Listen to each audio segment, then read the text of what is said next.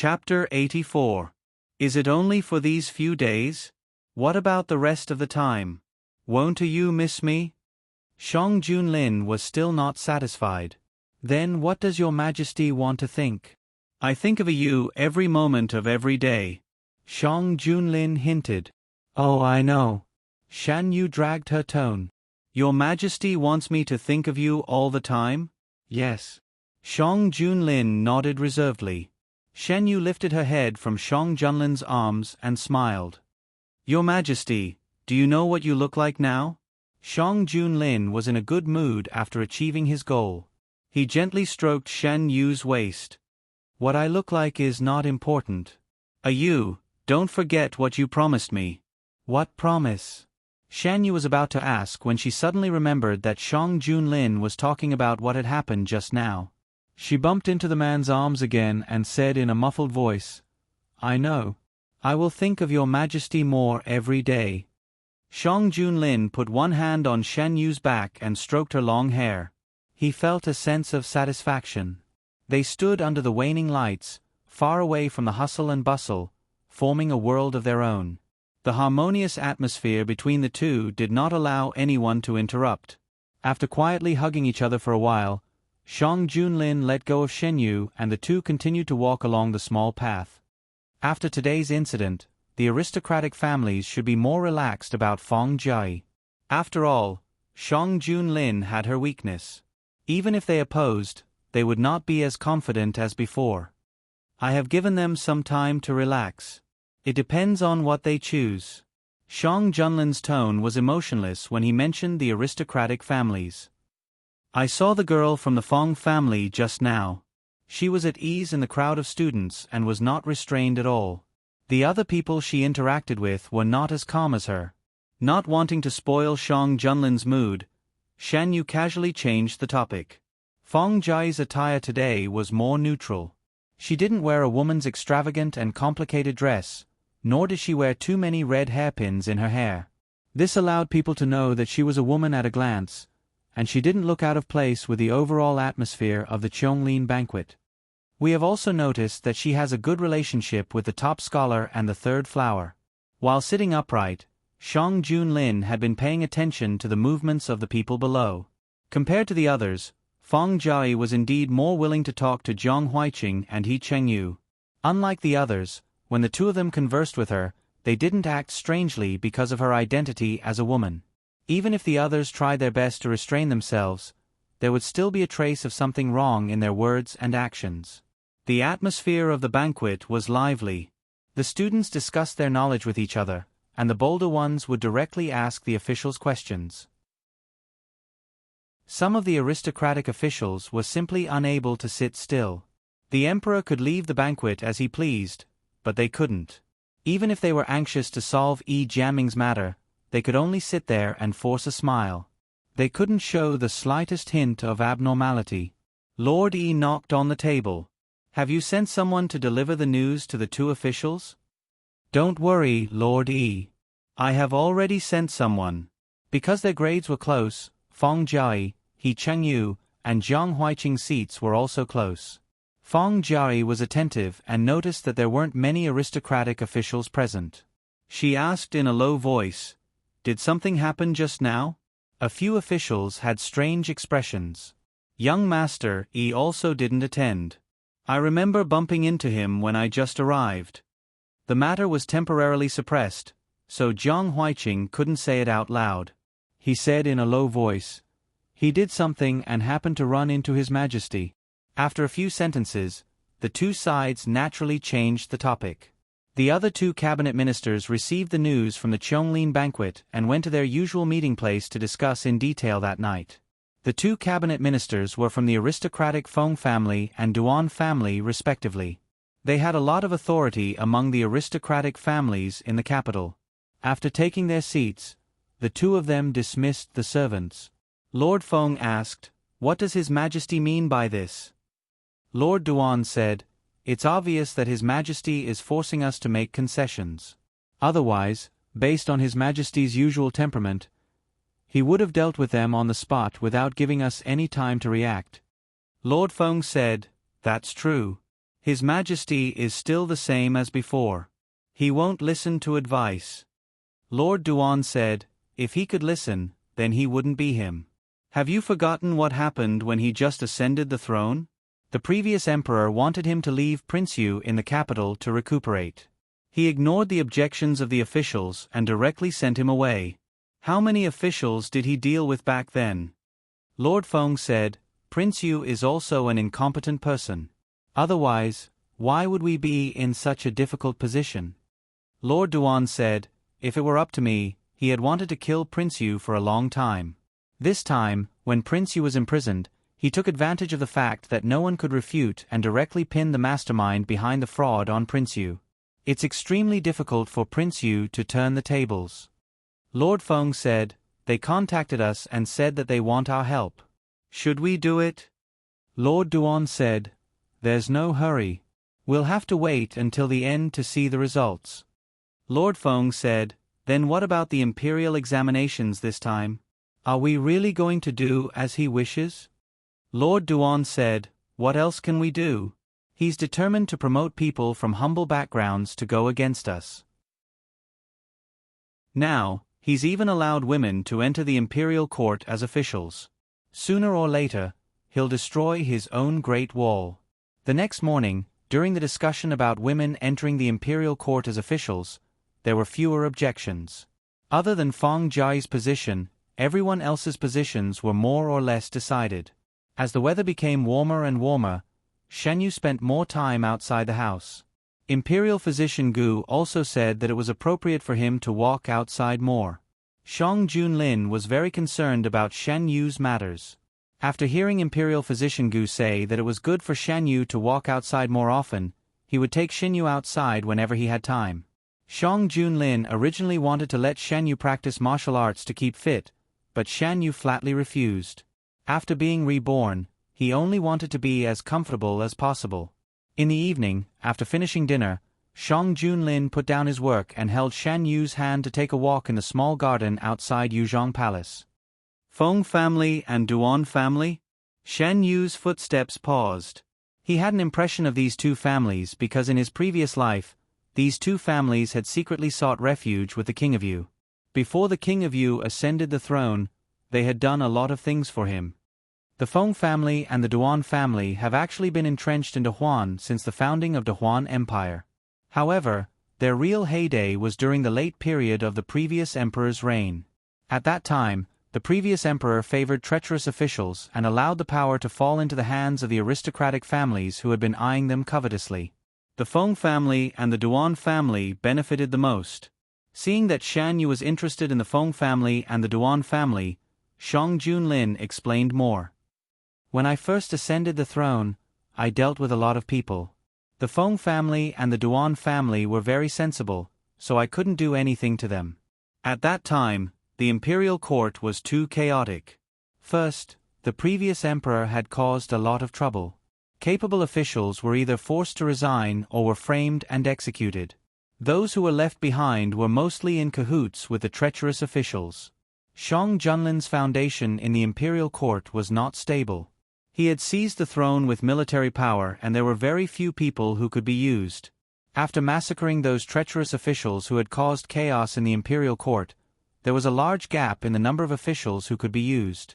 Shang Junlin had no choice but to temporarily use the officials from the aristocratic families who were relatively obedient. However, the consequences of doing so were endless. The aristocratic families and the imperial power would fight. If the aristocratic families were the most powerful, the imperial power would definitely be threatened. After ascending the throne, Shang Junlin attached great importance to the imperial examination and used the officials from humble families. This was also to balance the power of the imperial court. Only when the various powers kept each other in check could long-term stability be maintained. Right now, the Prime Minister is the only person in the cabinet who is not a member of the aristocratic families. The aristocratic families occupy two positions in the cabinet. Who does Your Majesty intend to use to replace one of them? Shang Junlin's intention was to ruthlessly suppress the aristocratic families. Feng Jun, the Prime Minister and official Feng are both in the cabinet. If both of them are in the cabinet, it will be much more convenient for your majesty to do whatever you want. Shan Yu lowered his eyes and pondered. With the book he had read in his previous life and the information he had obtained from Shan Qingran, as well as the help of Shan Yu in this life, he would definitely be able to bring out many new things that would be beneficial to the development of De Huan. If the aristocratic families were to obstruct him, these things might become a sharp weapon for the aristocratic families to seize power. In his previous life, Shan Qingran had brought out many things that had benefited the aristocratic families. The aristocratic families had become stronger day by day and had made a mess of De Huan. Shan Yu did not want to make a wedding dress for the aristocratic families. A Yu's proposal regarding the reform of the business system has not been announced to everyone yet. Before the time is right, we still need to wait. There's no need to rush. Every major change cannot be completed overnight. Moreover, the cement issue has only just begun. It will be more foolproof if there are no other problems. A Yu still understands me. Shang Junlin sighed. Your Majesty, when will Jiang Huiqing's appointment be announced? Shan Yu wanted to see what kind of path Jiang Huiqing would take in this life without those accidents. Soon. If there are no accidents, these two people will be able to enter Hanlin Academy. Although the official position at Hanlin Academy would not be too high, what was more important was the significance of this starting point. Entering Hanlin Academy was equivalent to taking half a step into the cabinet. Jiang Huiqing had a good attitude. Even though he had not been officially appointed because of Feng Jiai's matter, he was still happy every day. He Chengyu had sent a letter to his family saying that he was the top scorer in the imperial examination and would not be able to return to Jiangnan for a while. Even if he were to be transferred out in the future, he would not be sent to Jiangnan as an official. After dealing with his own matters, He Chengyu came out of his room. Huiqing, didn't you say that you did not have enough paper and pen last time? A new shop opened in Beijing. Do you want to take a look? Jiang Huiqing was sorting out his and He Chengyu's books. The spring sun was good, so he took them out to dry in the sun. The place to dry the books almost occupied the entire small courtyard. These books were brought from home, and some were bought after coming to Beijing. Jiang Huiqing heard the sound and turned around. Yes. He did not have enough paper and pen. These days He Chengyu had given him some. Jiang Huiqing was embarrassed to keep taking advantage of He Chengyu. Under the sun, the young man's jade-like body was even more dazzling. He Chengyu was dazzled. He pursed his lips and walked over. Shan Yu fell into a dream of his previous life. He had not dreamed of his previous life for a long time. He did not know if it was because he had been thinking about his previous life recently that he had such a dream. In the dream, it was a rainy day. He was lying on the bed. The quilt seemed to weigh 1,000 pounds, making him unable to breathe. Thump, thump, thump. The sound of footsteps was getting closer and closer.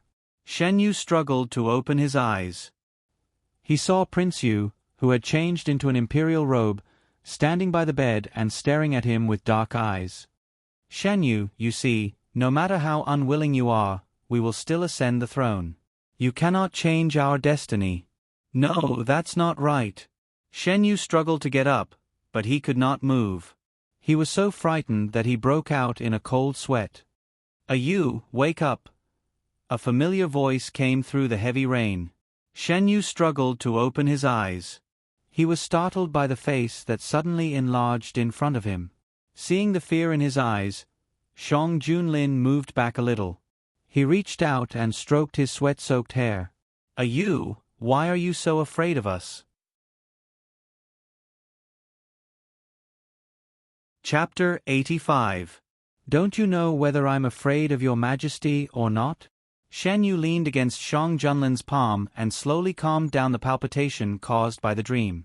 He didn't know why he had this dream, or if this dream was a sign of something. He only knew that in this life, he wouldn't let the ending of his previous life happen again. If he could change the ending of the book once, he could change it a second time. I know that Yu is not afraid of me. In this world, I'm afraid that only Yu is not afraid of me. Shang Junlin helped Shan Yu get up. What nightmare did Yu have that made you scared when you saw me? It was indeed a nightmare. In the dream, Prince Yu was wearing clothes similar to Shang Junlin's, so when he woke up and saw Shang Junlin dressed similarly to Prince Yu in his dream, he couldn't tell if he was in a dream or had already woken up. Is it raining? Shan Yu looked at the window. It was clearly afternoon, but the room was dark. There was a faint sound of rain coming from outside. It overlapped too much with the scene in his dream. Shan Yu was a bit absent-minded. It started raining after you fell asleep. I helped you up. Do you want me to call for hot water? Shan Yu's forehead was sweating a lot. Shang Junlin just touched his forehead and found that his hair was also wet. Shan Yu loved cleanliness, so he must be uncomfortable. Shan Yu felt that his body was indeed uncomfortable. He didn't know how much sweat he had in his dream. His inner shirt was soaked and stuck to his body. It was very uncomfortable. Yes, I want to wash. Shan Yu seemed to be exhausted by the struggle in his dream. His hands and feet were weak, and he staggered when he got up. Meng Chang, prepare the hot water. Shang Junlin ordered, took a fox fur coat and directly wrapped Shan Yu up. Be careful not to catch a cold. Shan Yu's whole body was wrapped in fur, only revealing her face. Her fair face was dyed with a faint layer of crimson. In contrast, her lips were so light that they were almost transparent. Shang Junlin held him in his arms and held his cold hands. He said worriedly, "Let Imperial Physician Gu take a look at you?" Shan Yu nodded indiscernibly. He was still very tired. After more than 2 hours of nap, because of a dream, it was even more tiring than not sleeping at all. Shan Yu was nestled in Shang Junlin's arms. Her eyelids were drooping. From afar, she looked like she was about to fall asleep. Eunuch Meng asked the palace servants to prepare hot water and gently knocked on the door. Your Majesty, the hot water is here. It was the first time he had asked for hot water in the middle of the day. Eunuch Meng didn't know the specific situation in the room, so he didn't dare to rashly enter. Shang Junlin's voice came from inside the room. Come in. Yes. Eunuch Meng turned his head and warned the palace servants who were carrying the hot water. When you enter, be smart and keep your head down. Don't look at what you shouldn't look at. If you violate His Majesty's taboo, don't blame me for not reminding you. Yes, yes. The palace servants responded timidly. They served in Yuzhong Palace and experienced several bloody storms. Later, with Eunuch Meng Jr.'s exhortations, they didn't dare to have any thoughts that they shouldn't have. After giving the order, Eunuch Meng gently opened the door and led the palace servants in with his head down. There was a screen in the room, so the situation on the bed couldn't be seen. Eunuch Meng asked the servants to put down the bathtub. He was about to leave when Shang Junlin stopped him. Meng Chang, go to the Imperial Hospital and ask Imperial Physician Gu to come over. Eunuch Meng was shocked. Why did they need to ask for an imperial physician? No matter how confused he was, he wouldn't ask. He replied, I'll go now. No need to leave anyone to serve. Take them out. Yes. Eunuch Meng couldn't get much information from Shang Junlin's tone. He didn't dare to be careless and immediately did as he was told. After taking the servants out, he bumped into Mu Shi, who was carrying medicine. Eunuch Meng, what's the matter? Mu Shi asked when she saw Eunuch Meng in a hurry. It's Miss Mu Shi. Are you going to deliver medicine to Gue Jun? Don't go in yet. Wait for His Majesty to summon you. Eunuch Meng stopped and thought about the possible situation in the room. Did something happen? Mu Shi suddenly became nervous. Miss, don't be nervous. His Majesty just ordered hot water. I'm afraid it's not very convenient now. It's noon. Why? Mu Shi suddenly realized something and her face turned red. I understand. Thank you for your reminder, Eunuch Meng. Eunuch Meng saw that she understood and hurriedly went to carry out Shang Junlin's orders. Shang Junlin carried Shan Yu to the bathtub and tested the temperature of the water with his hand. The temperature of the water is suitable. I'll put you in. Shan Yu nestled in Shang Junlin's arms and nodded very gently. Shang Junlin peeled her out of the fox fur coat and slowly put her in the water. Shan Yu leaned against the edge of the bathtub and soaked in the hot water. She gradually relaxed. There was more color on her lips and her skin turned light pink from the heat. Shang Junlin took a handkerchief and carefully wiped Shan Yu. Shan Yu's skin was very white. It was the kind of white that was lustrous and smooth. It was like the best mutton fat white jade. It was also very tender. A light touch would leave a mark. Shang Junlin had once imprinted plum blossoms on it, but now, the flowers had disappeared without a trace. His fingers brushed past it, and through a thin handkerchief, Shang Junlin could feel the gentle touch of his skin. After recovering a little, Shan Yu crossed her arms on the edge of the bathtub and rested her head on her arms. I'm afraid that I'm the only person in the world who can make your Majesty personally bathe. The water is getting cold. Do you want to continue adding hot water or come out? Shang Junlin put the back of his hand on Shan Yu's forehead. Her body temperature was normal. I don't want to bathe. Shan Yu felt that she would faint again if she was steamed for a while. Shang Junlin carried her out of the bathtub, dried her, put on a clean inner garment, and wrapped her in the fox fur coat. Shan Yu stopped Shang Junlin from putting her on the bed. I don't want to lie on the bed anymore. Your Majesty, please help me put on an outer garment. I want to go out for a walk. Shang Junlin paused for a moment. Okay.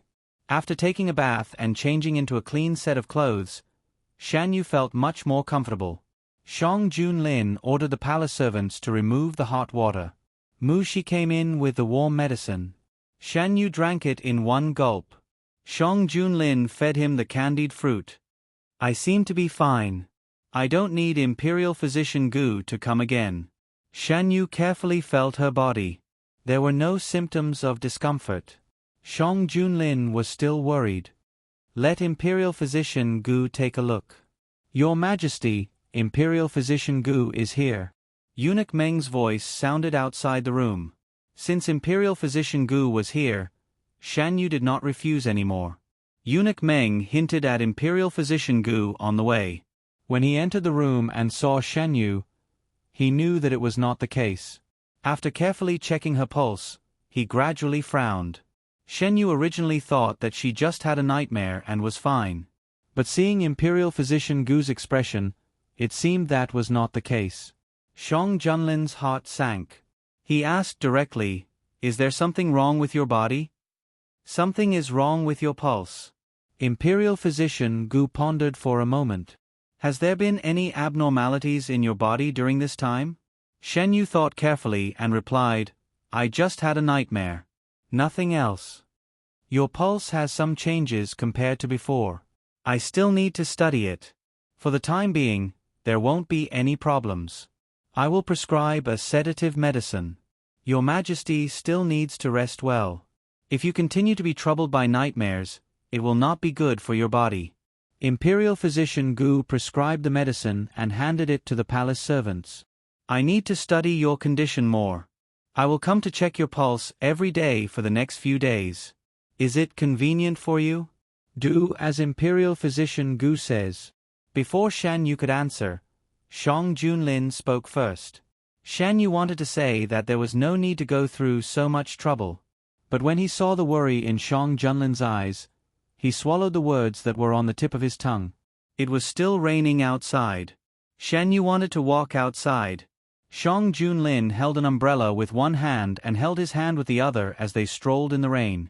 A gentle breeze blew, bringing with it a burst of coolness.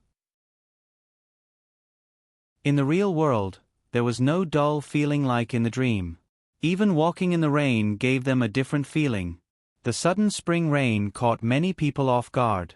After all, no one expected that it would suddenly rain when the sun was shining brightly in the morning. Jiang Huiqing looked at the rain falling outside the window. He tugged at He Chengyu's sleeve. Brother Chengyu, our books won't get wet, right? He decided to hang out the books because the weather was good today. Who would have thought that it would rain when they just arrived at the newly opened Study Sibao store? At that time, Jiang Huiqing wanted to turn around and go back. However, He Chengyu stopped him and said that the servants at home would take the books back. Even if he went back now, There was nothing he could do. Only then did he give up the idea. It won't happen. Even though he didn't know how many times he had asked, Chengyu still replied with a good temper. I know you treasure those books. I'll let someone take care of them. In fact, things like hanging out the books could have been done by the servants. However, Jiang Huiqing refused and insisted on doing it himself. Chengyu couldn't persuade him and had to let him do it. I'm almost done choosing. Brother Chengyu, how about you? It had to be said that the store Chengyu recommended was really good. The brushes, ink, paper, and inkstone were all of high quality and the prices weren't too expensive. Jiang Huiqing bought more than he expected. Let's wait for the rain to lessen before going back. Jiang Huiqing looked at the rain outside and nodded. There was a designated resting area in the store. The two of them sat for a while and waited for the rain to lessen before leaving. They didn't bring an umbrella. They borrowed it from the owner and only had one. Fortunately, the umbrella was big enough to cover the two of them. Chengyu held the umbrella in one hand and the things he bought in the other. Seeing that Jiang Huiqing was some distance away from him, he said, Huiqing, stay closer to me. Otherwise, you'll get wet. Jiang Huiqing looked up and saw that the umbrella above his head was leaning towards him. Chengyu, who was holding the umbrella, had his shoulder wet. He hurriedly leaned towards him. Brother Chengyu, why didn't you say so earlier? Look at your shoulder. It's wet. It's okay. You didn't get wet, did you? Chengyu laughed softly. You're still laughing. Forget it. I'll lean closer to you. Don't move the umbrella over my head again. Looking at the young man who was leaning against him, Chengyu whispered, Okay. The conversation between the two of them gradually disappeared in the curtain of rain. After the heavy rain, the world looked brand new. Everything seemed to have been washed. Shan Yu and Shang Junlin strolled in the rain and felt that the rain was getting lighter. Shan Yu's mood, which was affected by the nightmare, gradually recovered. Thinking of the man who was silently accompanying him, Shan Yu stopped. What's wrong? Shang Junlin also stopped. Shan Yu looked at Shang Junlin. The man had similar facial features to the King of Yu in his dream, who was wearing the same imperial robe. However, the feeling he gave was completely different. In the hazy rain, Shang Junlin heard the young man's voice clearly. He said, Your Majesty, do you want a kiss?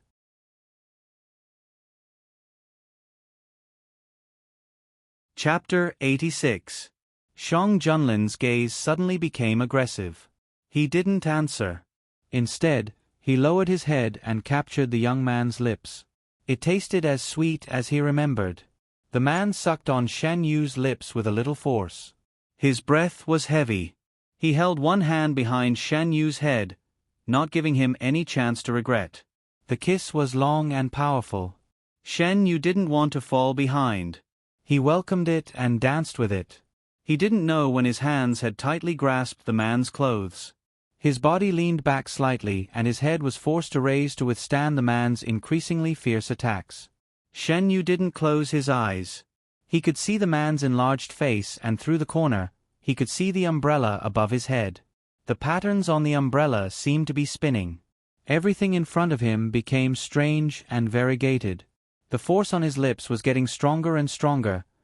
Shan Yu slowly closed his eyes and took the initiative to wrap his arms around the man's strong waist. Under the hazy drizzle, a green umbrella covered the beautiful scenery. Eunuch Meng and Mu Shi were far behind them. They could only see the two people closely together and the umbrella firmly covering them. The kiss lasted for an unknown period of time. Shan Yu was slowly released. The man didn't withdraw. His breath was close to Shan Yu's lips. Shan Yu woke up from the strange and variegated illusion. He didn't push Shang Junlin away. Their breaths were intertwined. An umbrella separated them from the outside world. At this moment, he didn't have to think about anything. He didn't care about anything. There was only him and Shang Junlin left in the world. He could let himself be temporarily immersed in this small world. The man's breath drifted on Shan Yu's face. As the man's kisses fell little by little with a sense of comfort, Shan Yu's heart gradually calmed down. The continuous rain couldn't extinguish the affection under the umbrella. In the end, Shang Junlin was worried that Shan Yu would catch a cold and took the initiative to go back to the room. Shan Yu had stayed outside for long enough. He didn't object. The rain stopped and the sun hung high in the sky again. Shan Yu raised his hand to cover his eyes. This weather is really interesting. He remembered that before he took a nap, the sun was also high in the sky. After the rain, the sun had returned, as if the sun had also rested for a while in the afternoon. Shang Junlin closed the umbrella and handed it to Eunuch Meng behind him. He reached out to touch Shan Yu's clothes and felt relieved when he saw that they were not wet. "Your Majesty is wet." Although the black clothes were not obvious, Shan Yu could still see that the man's shoulder was wet. "Your Majesty, please change your clothes first." Eunuch Meng hurriedly brought some clean clothes over. Shang Junlin saw the concern in Shan Yu's eyes. He swallowed the words of rejection that were on the tip of his tongue and went to the side to change his clothes. Shang Junlin had changed his clothes and came out. He hugged Shen Yu and asked with a smile, Were you concerned about us just now?" "It's not good if your Majesty catches a cold because of me." Shen Yu leaned back and felt the constant heat from the man's body. She narrowed her eyes. The two talked for a while. Eunuch Meng walked in and said in a low voice, "Your Majesty, Official Feng and Official Duan request to see you. The battle between the aristocratic families and the imperial power should come to an end." "Your Majesty, please go ahead. I'll read a book by myself." Shan Yu had recovered and was not as dependent on Shang Junlin as a young bird that was left alone. Shang Junlin saw that he was not reluctant and said, "I'll go for a while. I'll come back to accompany you when I'm done." The sky had completely cleared up. The heavy rain just now was like a dream. Thinking of the young man who took the initiative to be enthusiastic in the rain and fog, Shang Junlin was in a good mood and raised the corners of his lips.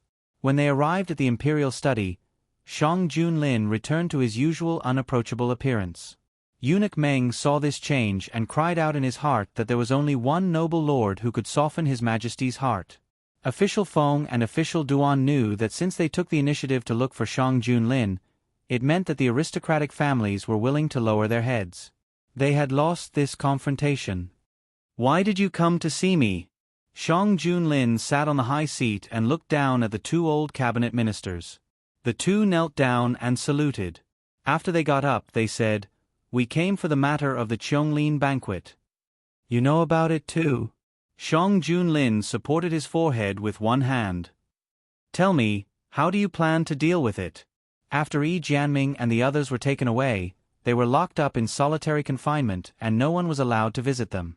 Shang Junlin also did not give orders on how to deal with them. The aristocratic families could not sit still and had to ask the two cabinet ministers to come forward. Official Feng and Official Duan also knew that this matter could be big or small. It all depended on Shang Junlin's decision. They could not understand Shang Junlin's thoughts and did not know where to start. "Your Majesty, what those juniors did was indeed inappropriate. We also investigated and found that they did not do anything to anyone. It was just that there was some conflict between the two parties.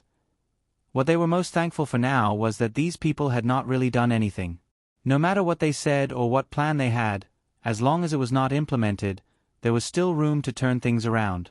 Shang Junlin did not interrupt the two of them and let them finish speaking. He said, "So, according to you, I am making a mountain out of a molehill? This subject does not dare. This subject knows that these juniors' actions were inappropriate. However, when we meet in the imperial court in the future, the misunderstanding must be resolved.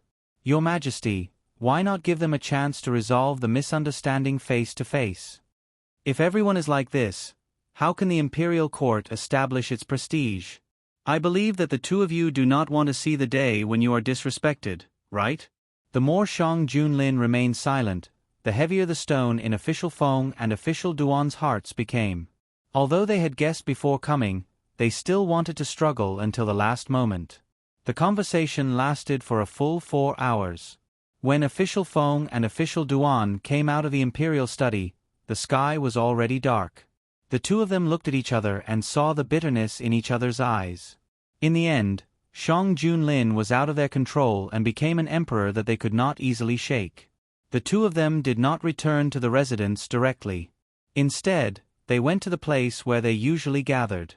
Some words could only be said in private.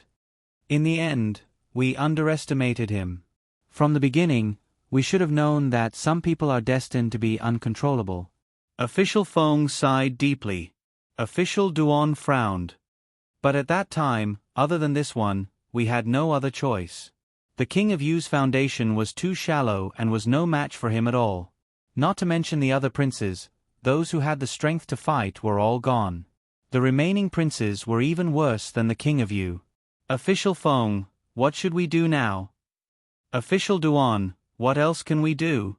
The words have already been said, so we can only follow his wishes. However, there is no need to worry. We are not the only ones who are not willing to let a woman enter the imperial court as an official. Let's wait and see. There are so many people in the world, there will only be more and more who will oppose it.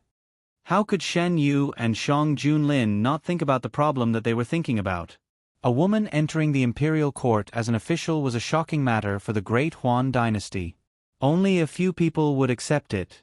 However, some things could not be given up just because there were not many people who would accept it. The process of starting from scratch was difficult. Since ancient times, there was no exception. From the moment they made a decision, they were prepared to face all kinds of doubts.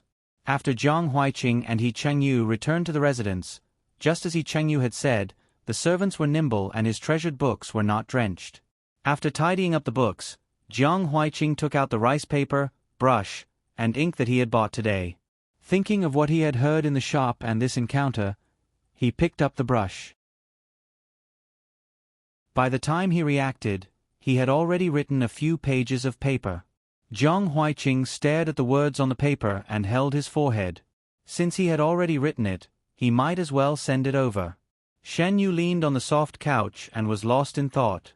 He thought of something and called Mu Shi. Last time, you said that Shen Yu agreed.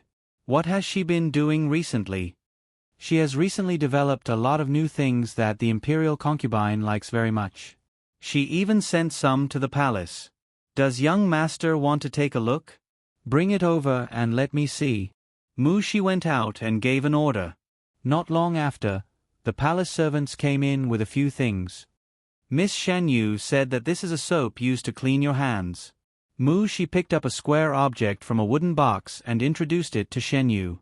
Shen Yu took it over. There was a faint fragrance on it and it smelled very good. Mu Shi introduced some other items, all of which were daily necessities that were convenient for living. Let's go to the imperial concubine's palace to take a look. Shen Yu got up. Shang Junlin was busy with official business. He had nothing to do in Yuzhong Palace, so he might as well walk around. The palace where the imperial concubine lived was some distance away from Yuzhong Palace. Unlike the bustling Yuzhong Palace, this palace reflected the word simple and elegant from inside to outside. The imperial concubine, who had received the news, came out with the palace servants to welcome them. After greeting them, the imperial concubine led them into the main hall. I came here on a whim. Sorry to disturb you, imperial concubine. Shan Yu looked at the woman with simple and elegant makeup. The imperial concubine was in her 40s and had taken good care of herself. There were not many traces of age on her face. Perhaps it was because of her temperament that she gave off a very peaceful feeling. It was such a gentle and harmless woman who had lived peacefully in the previous emperor's harem until today. Not at all, not at all. Are you here for Shen Yu? The imperial concubine called Shen Yu over. Yes, I saw the things sent to Yuzhong Palace and felt that they were very novel, so I came to take a look. Shen Yu did not hide his true intentions. Are you talking about the things Shen Yu made? Shen Yu likes to make novel things since she came to my palace. It's her good fortune to be valued by you and His Majesty. The imperial concubine's tone was full of protectiveness for Shen Yu. Don't worry, imperial concubine. She made those things, so she will get what she deserves. Shen Yu had always been fair in his rewards and punishments. He would not and disdained to take other people's credit. Shan Yu took out the things she had prepared in advance and handed them to Shen Yu. These things were sorted out according to what she knew in her previous life. She was not sure what was useful and what was not, so she simply wrote them down and handed them to Shen Yu to decide. Shen Yu did not stay for long. He took the things and said a few words to the imperial concubine before leaving. After returning to Yuzhong Palace, Shan Yu looked through the things Shen Yu had sorted out. They were different from what he remembered in his previous life. Shan Yu had written things that were convenient for daily life, especially for women. As for how to use these things, he had to discuss with Shang Junlin. Just as he was thinking, he saw Shang Junlin walk in. "What is you looking at?" Shang Junlin walked to Shen Yu and asked. Looking at the things Shen Yu sorted out. Shen Yu leaned over and made room for Shang Junlin. Shang Junlin leaned over and hugged Shen Yu from behind. He looked at the contents of the paper beside Shan Yu's hand and said, "Is this the reason why you treats Shan Yu differently? Doesn't your Majesty think that these things are very useful?" Shen Yu asked. Shang Junlin lifted a strand of Shen Yu's hair and said, "They are very useful. But how did you know that Shan Yu could give these things?"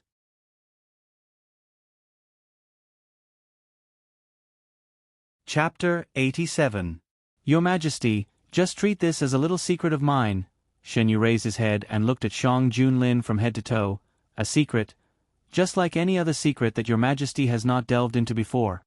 Yu also knows that he has hidden many things from Zhen. Shang Junlin lowered his head and kissed Shan Yu's forehead.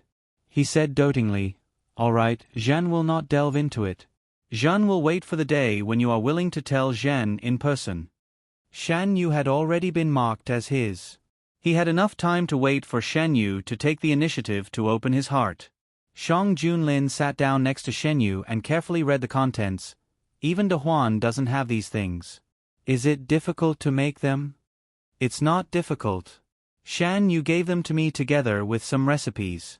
It's just that these things are not easy for the imperial court to promote. Shan Yu took out another stack of paper. On it was a detailed production process written by Shen Yu. You can handle these things. If you lack people or anything else, just tell Zhen directly. You have given Zhen enough things. Just keep these things in your hands. Shang Junlin hugged Shen Yu's waist. He thought of the things that Shan Yu had taken out before. Compared to those things, the things that Shan Yu gave were more suitable for personal use. That's fine, Shen Yu didn't refuse. After all, what's mine is also your Majesty's. Most of the things that Shan Yu gave were things that would be popular with women. For example, lipstick, soap, face coverings. Shen Yu sorted these things out and found something that interested him. Alcohol. A certain amount of alcohol could be used to disinfect. Shen Yu remembered that the book said that in the world before Shan Qingran's time travel, medical skills were very advanced. Shan Qingran himself also said that many diseases that could kill people in this dynasty could be easily cured in his time. Your Majesty, this thing may be used in the army. Shen Yu took out the recipe for alcohol. If the alcohol mentioned here can be made, it can reduce many unnecessary casualties on the battlefield. Shang Junlin put down the memorial in his hand and came over with interest. Alcohol? Is it alcohol? Alcohol has this kind of effect? It's a kind of alcohol, but it's not the kind we usually drink. The production method is written here. Your Majesty, take a look. Shang Junlin handed the recipe to Shang Junlin. Shang Junlin looked at the 2 lines and frowned slightly. It was written in detail, but there were some words he had never heard of before. For example, distillation, purification, dilution. Your Majesty, do you want to summon Shen Yu and ask her about it? Yu also doesn't know about this? Your Majesty, do you really think I'm omnipotent? Shen Yu's eyebrows curved. I also don't understand these things. Shen Yu thought that Shan Yu was also a time traveler like her, so she directly wrote according to the words of her previous life. If she didn't have a part of the original owner's memory, knew how to write De Huan characters, and was afraid that writing modern simplified characters would cause trouble, she wouldn't use De Huan characters to write these things. Although the content wasn't much, she still stumbled a few days to finish writing. Thanks to her previous life, she loved to read novels. She could more or less remember some of the necessary skills for time travel. After giving the things to Shan Yu was very nervous. She didn't know if these things were useful to Shan Yu. If Shan Yu felt that they weren't useful, what should she do? Fortunately, she didn't have to wait long before Yuzhong Palace sent someone to summon her. The little eunuch leading the way was still the same one, and his attitude towards her was much warmer. Shan Yu's heart calmed down a little. The little eunuch led her to the main hall and quietly retreated. Shan Yu composed herself and greeted Shan Yu and Shang Junlin. No need to be so polite. If Shan Yu was willing, he could give people a very amiable feeling. Today, I called you to ask you about alcohol. Shan Yu guessed a little. She heard a lot about the current emperor from Imperial Concubine Dowager and knew that he had fought on the battlefield. She also thought about it before writing in alcohol. Although it was easy to make medical alcohol in modern times, it was because modern times had all kinds of precision instruments. De Huan didn't have anything. To make alcohol, the corresponding equipment must be made first. Do you have any ideas about purification and dilution? Actually, we can directly use baijiu to purify the alcohol we want, but the premise is that we need to know the alcohol content of the baijiu. I'm not sure what the alcohol content of the alcohol here is, so we can only choose another method. First, we need to get pure alcohol, then we need to dilute it with water. There were many words that didn't belong to De Huan. Shen Yu lowered his eyes. Can you make it? If there is the corresponding equipment, I can. Shen Yu knew this because there was a time when she was obsessed with reading novels. She always imagined that one day she could travel through time and learned a lot of things that were easy to learn. For example, making soap, perfume, and so on. When it came to perfume, alcohol was needed. Describe in detail what you need. Zhen will have someone make it for you, Shang Junlin said in a deep voice. Shan Yu searched through the memories of the original owner and found that De Huan already had glass, but it was still far from the kind she wanted. Replying to your majesty, what this servant wants needs to be made with colored glass, but it will be different from the colored glass on the market now. It needs to be transparent. This servant knows how to make transparent colored glass, so I will write it down. Shan Yu tried hard to recall the memories in her mind. All right, about the alcohol that this servant wants, it must be strictly mixed in proportion to reduce the effect of wound infection. Zhen understands. The palace servant brought a pen and paper and led Shen Yu to the side hall. Your Majesty, why don't you set up an independent department to research these novel things? We can't let the Ministry of Works do everything. The independent department will be directly under your Majesty and won't be interfered with by any forces. After all, the Ministry of Works belonged to De Huan. There were many people there, so it was indeed inconvenient to put some things there to research. Shang Junlin thought for a moment and said, Yu's words make sense. Shen Yu went to the side hall and wrote down all the ideas she could think of. She also drew simple diagrams of the beakers and distillation bottles made of transparent glass. After finishing everything, Shan Yu looked at the results of her hard work for half a day. She sighed in her heart. I didn't expect that I would really encounter time travel. The things that I learned because of my unspeakable thoughts and was scolded for being useless could really be used one day. When Shan Yu came out with the things, she only saw Shen Yu. The young man in blue stood by the window with his back to her. His temperament was exactly the same as the young master of an ancient aristocratic family that Shan Yu imagined. Did he really time travel from the modern era like her? Shan Yu couldn't help but think. Shen Yu turned around and saw the doubts in Shen Yu's eyes. He said, Do you have something to ask me? There were palace servants in the room, and Shan Yu was more cautious than before.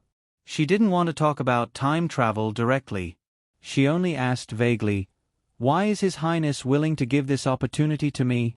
Shen Yu knew that she would be suspicious, so he had already thought of an excuse.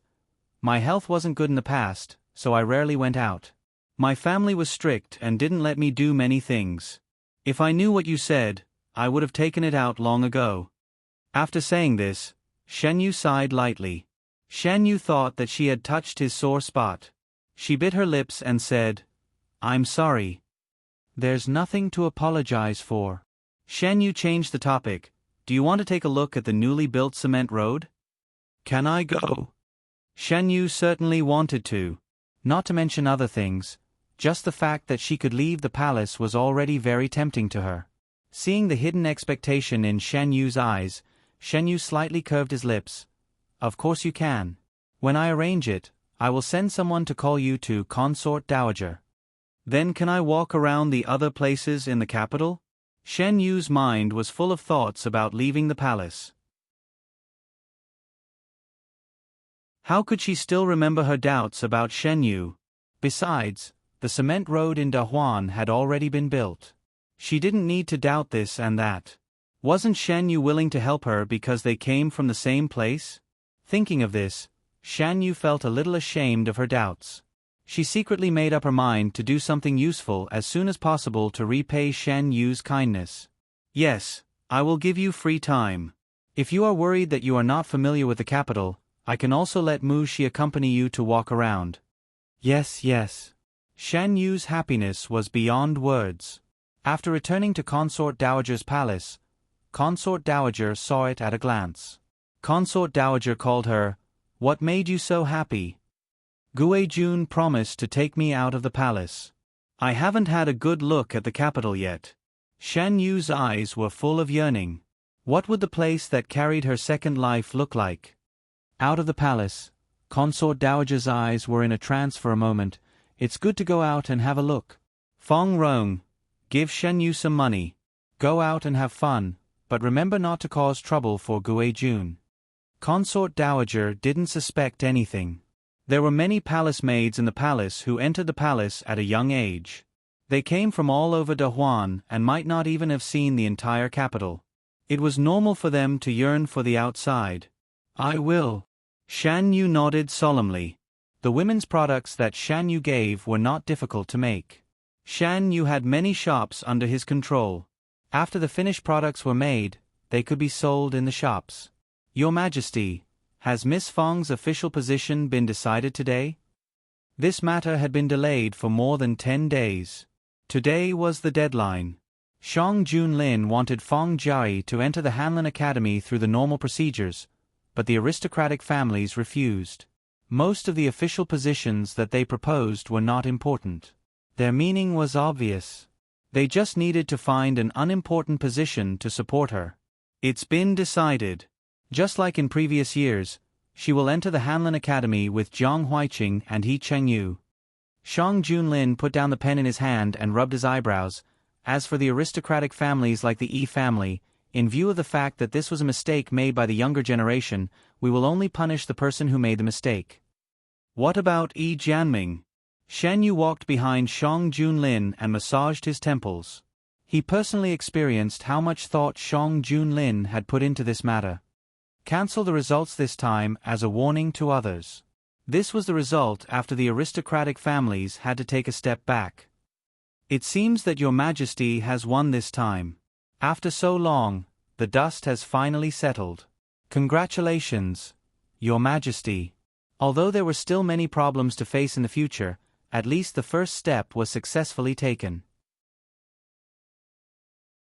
As for Feng Jiayi's future development, it all depended on her. How does you plan to congratulate me? Shang Junlin grabbed Shen Yu's hand and pulled him in front of him.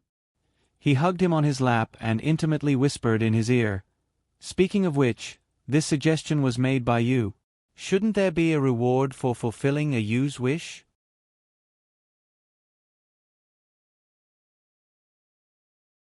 Chapter 88. Shen Yu looked at Shang Junlin speechlessly. He found that Shang Junlin liked to ask for rewards from him more and more. No, it was more accurate to say that he was asking for rewards than being intimate. Shang Junlin didn't really want anything. He just wanted Shen Yu to take the initiative. Shen Yu let go of Shang Junlin's hand on his forehead and slowly moved it away. "Your Majesty, what reward do you want?" "You will take the initiative to kiss me," Shang Junlin said reservedly. Of course, what he really wanted was more than just a kiss. But he also knew that he couldn't tease Shen Yu too much. Otherwise, he wouldn't get anything. Or you will let me kiss you. Your Majesty, you want to do more than that, right? Shen Yu glanced at him. He knew that this would be the result. Of course, if you is willing to do more, I will be very happy. Shang Junlin's hand on Shen Yu's waist slid down meaningfully. Shen Yu held down the man's hand that kept moving down. It's clearly your Majesty's business. Why does it seem like you're doing it for me? Doesn't you miss you? Shang Junlin pulled the person who was about to move out of his arms back. He put his head on Shen Yu's shoulder and asked in a hoarse voice. I think about you all the time. Will you miss me? Your Majesty. Shen Yu's breath was unstable. Let go of me. You also likes. The rest of the voice disappeared in the kiss. The candlelight flickered and two intertwined figures were reflected on the ground. Occasionally, a few murmurs could be heard and disappeared in mid-air. In the end, Shang Junlin was satisfied that he got the reward he wanted. Shan Yu was half lying on the bed and was about to fall asleep. It was already late.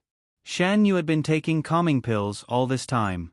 It was already past his bedtime, and he was extremely sleepy. Shang Junlin did not bother him anymore. He called for hot water and washed Shen Yu. Then, he carried him to the bed and planted a kiss on his forehead.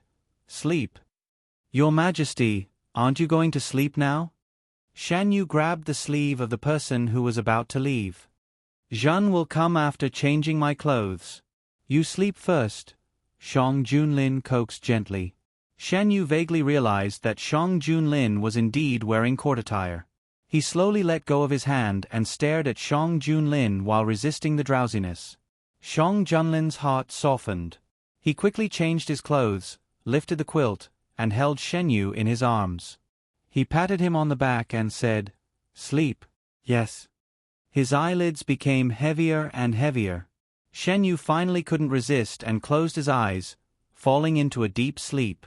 Shang Junlin stared at the peaceful sleeping face of the person in his arms. His eyes were filled with darkness. He thought of what Imperial Physician Gu said to him during the day. Shen Yu's illness seemed to be a deficiency disease, but in fact, there was something else. In other words, Shan Yu's current physical condition was likely caused by someone. Shang Junlin's heart was filled with anger. Deficiency disease was innate and could not be changed. But he never thought that it was caused by someone. The suffering that his Yu had suffered since she was young might have been caused by someone. As long as he thought of this, he couldn't stop the violence in his heart. Shen Yu seemed to feel that Shang Junlin's breath was not right. He moved uneasily in the man's arms. Shang Junlin restrained his breath, pulled the person into his arms, and kissed the forehead of the person in his arms to comfort him. Shan Yu found a comfortable position and didn't move. It was a dreamless night. When he woke up, the sky was already bright. There was no familiar breath around him. He thought that the person had gone to court. He rubbed the pillow and slowly sat up. Young master, are you awake? Mu Shi, who had been waiting outside, heard the noise and asked. Yes.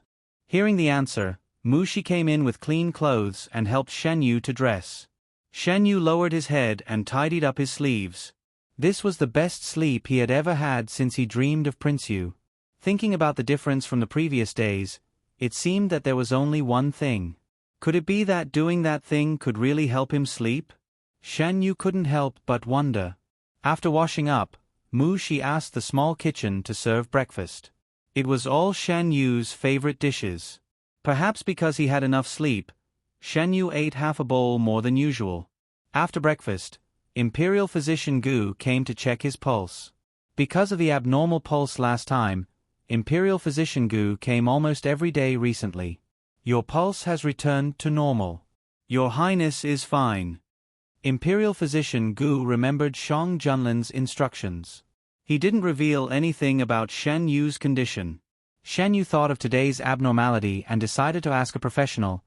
Imperial Physician Gu, compared to a few days ago, I slept exceptionally well last night. I want to ask, is it because of the sedative medicine or something else?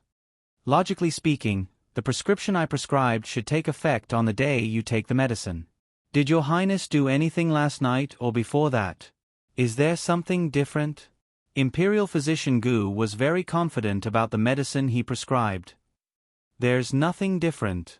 The only difference is that I fooled around with His Majesty. Imperial Physician Gu, do you think there is any connection between the two? When Shen Yu's voice fell, Mu Shi blushed. She knew that His Majesty asked for hot water last night. When His Majesty left this morning, he specifically told them not to disturb His Highness's rest. After being in the palace for several months, Mu Shi was now very clear about what this meant. Imperial Physician Gu was stunned for a moment, and then he realized what Shan Yu meant by fooling around. After a moment of contemplation, he said, "It may be partly because after the energy is released, people will be more tired and more likely to fall into a deep sleep. So there is such a saying." Shen Yu blinked. It seemed that Shang Junlin made fun of him last night by a fluke. Imperial Physician Gu adjusted the original prescription according to Shan Yu's pulse before leaving. After walking out of Yuzhong Palace for a while, Eunuch Meng, who had been waiting here for a long time, greeted him. "His Majesty has been waiting for a long time. Imperial Physician Gu, please follow me." Imperial Physician Gu was used to being called away by the Emperor when he left Yuzhong Palace.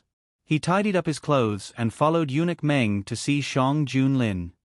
"How is His Highness's condition?" Seeing Imperial Physician Gu, Shang Junlin raised his head from a pile of waiting memorials. "Replying to your Majesty, His Highness's condition is very good, and his pulse has returned to normal. You said last time that His Highness's pulse is strange. Have you found out the reason?" Shang Junlin was very concerned about the conjecture that Imperial Physician Gu once raised about Shan Yu's condition. "Imperial Physician Gu, the change is too subtle. If I am not very familiar with His Highness's pulse, I may not be able to detect the change. This time, I noticed that His Highness's pulse has returned to normal little by little. Forgive me for not being good enough, I can't determine the reason for this change for the time being." "Shang Junlin, what you said last time was not a natural deficiency. Imperial Physician Gu, it's just my conjecture. If it's really not a natural deficiency, then it's easy to explain. There are very few cases of natural deficiency that can be cured. If there is a hidden reason, I will have more confidence to cure His Highness if I find the cause. Shang Junlin, I'll have to trouble Imperial Physician Gu with this matter. This is my duty, Your Majesty doesn't need to thank me." Imperial Physician Gu remembered what Shan Yu said just now and hesitated. "Today, His Highness asked some questions, but I haven't gotten the answer yet. Please pay more attention." After which, he recounted the conversation he had with Shan Yu in Yuzhong Palace. "Shang Junlin, I've been worried that this matter will hurt a Yu's body, so I didn't dare to do too much. Does Imperial Physician Gu mean that it's appropriate?" "Imperial Physician Gu, His Highness's body is recuperating well. As long as it's not too much, there won't be any problems. Shang Junlin, the ointment that Imperial Physician Gu gave to a Yu last time is good. You can make more." Imperial Physician Gu. This subject accepts the decree. Shang Junlin was in a good mood when he heard that Shan Yu was fine. He rewarded Imperial Physician Gu with a bunch of things and asked Eunuch Meng to send him back. Imperial Physician Gu was sent back to the Gu residence by a carriage from the palace. There was a row of gifts behind the carriage, and the people on the street all stopped to watch. Hearing the commotion outside, Gu Huai walked out and saw Imperial Physician Gu coming down from the palace's specially made carriage. There were several carriages behind the carriage. It's a gift from His Majesty." Imperial Physician Gu got down from the carriage and replied to Gu Huai. He turned to Eunuch Meng and said, "I'll have to trouble Eunuch Meng." It's nothing. Imperial Physician Gu deserves it." After the people from the palace left, Gu Huai helped to organize the gifts and said, "Brother, you're so awesome. You received so many gifts. It's all because His Majesty and His Highness are good people. Some of these gifts were given by Shang Junlin, and some were given by Yuzhong Palace. Knowing Imperial Physician Gu's preferences, most of these gifts could be used by him." Is Guojuan's health better? It's no big deal. Imperial physician Gu rubbed the young man's head. Don't worry, I'll be fine. After organizing the gifts, Imperial physician Gu took out the ingredients for making ointment. He planned to make more. His Majesty only had Guojun in his harem, so there would be a lot of demand. Speaking of ointment, he learned how to make a living when he first entered the Imperial Academy of Medicine. At that time, Gu Huai was seriously ill and needed all kinds of expensive herbs. In order to cure him, he took a lot of work outside. The boss of the medicine shop that he often went to helped him a lot. When he found out that he was short of money, he told him that he could make money quickly by making ointment. The truth was, the ointment with aphrodisiac effects was very popular. Later, when he was not so short of money, he did not make ointment anymore. The main reason was that he was shy and did not want his children to know that he was making ointment. At that time, he sold the ointment through someone else. The boss of the medicine shop helped him sell the ointment and did not show up the whole time. He made ointment for Shen Yu because Shen Yu's physical condition was special. Since he took over, he had to do his best. His Majesty's needs were high. It was not easy for a man to provide pleasure, and Guojuan's health was not good. If he was often injured because of this, it would have a great impact on his health. Today, His Majesty mentioned it again. Imperial physician Gu thought of the amount that was sent to Yuzhong Palace last time. It was not a lot, but it was definitely not a small amount. Should he remind His Majesty to let His Majesty rest more? Imperial physician Gu sighed. He was just a doctor. Why did he have to worry about His Majesty's bedroom matters? He put the boiled ointment into a box to cool down. Imperial physician Gu took the prepared flower juice and added it. He was so focused on making the ointment that he did not notice that Gu Huai had entered the room. Gu Huai was very interested in everything about Imperial physician Gu. When he saw the row of transparent ointment, he picked up one of them and walked behind Imperial physician Gu. "Brother, what is this?" Imperial physician Gu was startled by the sudden voice and loosened his grip. Fortunately, Gu Huai had sharp eyes and quick hands and did not let the ointment fall. "Why did you come in?" Imperial physician Gu composed himself and turned around to see Gu Huai holding the ointment that he had made halfway. His eyes were full of curiosity. Imperial physician Gu's face turned red.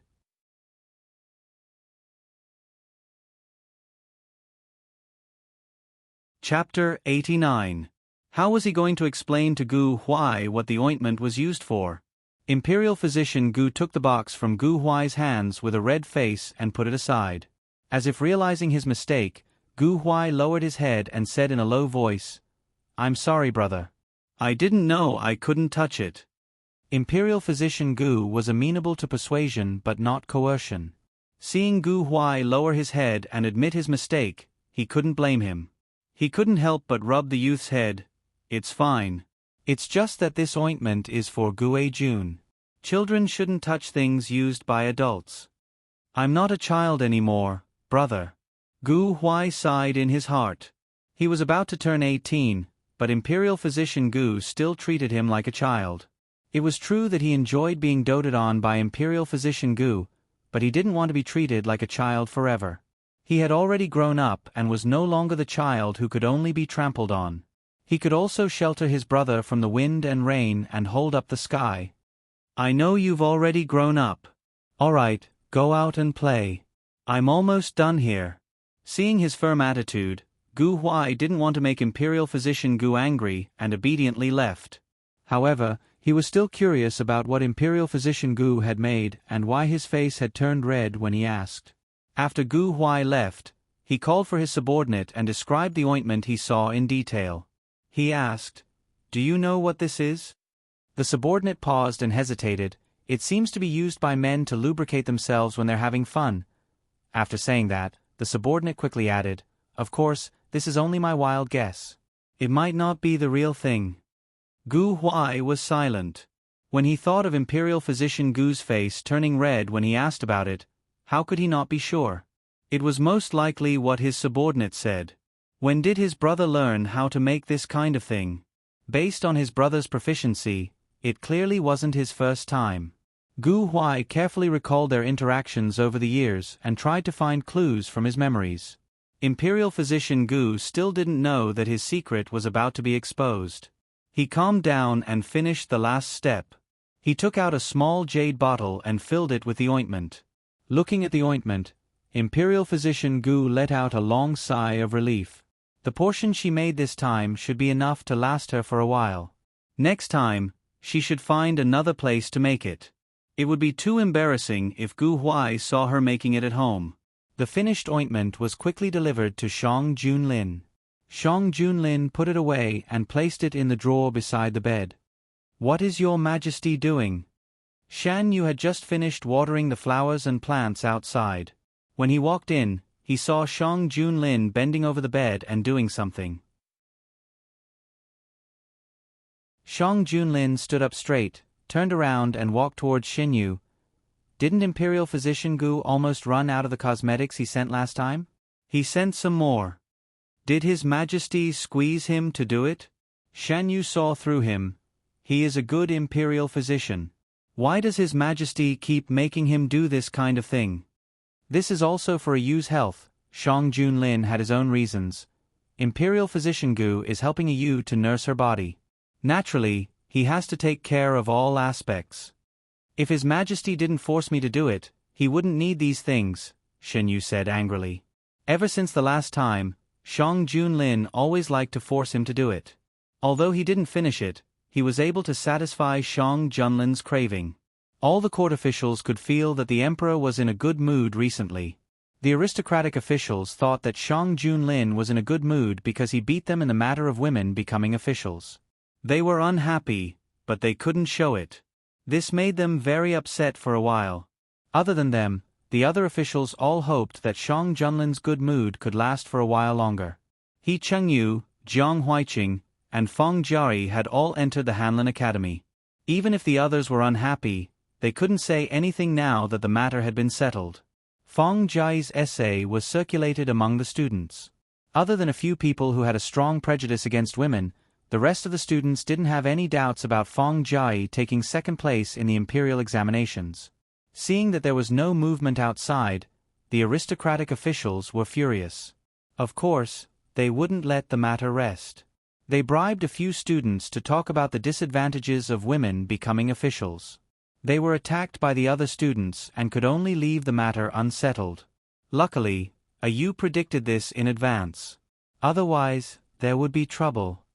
Shang Junlin was holding the secret letter that the hidden dragon guards had just presented to him. He was in a good mood and the corners of his lips curled up. What happened? Shan Yu brewed tea for the two of them and pushed one of the cups in front of Shang Junlin. The aristocratic families really sent people to stir up trouble among the students. We prepared in advance and didn't cause any trouble. Take a look. Shang Junlin handed the secret letter to Shen Yu. Shen Yu opened it and read 10 lines at a glance. They underestimated the power of the poor too much. They also didn't understand what the most important thing in the hearts of these scholars who haven't stepped into the officialdom. They haven't been tainted by the fame and fortune of the officialdom, so their hearts have their own gullies. They also have a lot of ambition. Shan Yu had dealt with these people a lot in his previous life. In the eyes of the officialdom, they might be simple and easy to use. However, if you thought that they were stupid and could be manipulated, you would be wrong. When it comes to the matters of the imperial court, it's easy to distort the truth by word of mouth. I have to think of a way to let every place in Dehuan know the exact situation of the imperial court. Shan Yu lowered his eyes and pondered. In his previous life, Shang Junlin's reputation had become like that. On one hand, it was because of King Yu and the others. On the other hand, it was because there was a huge gap in information between the imperial court and the local government.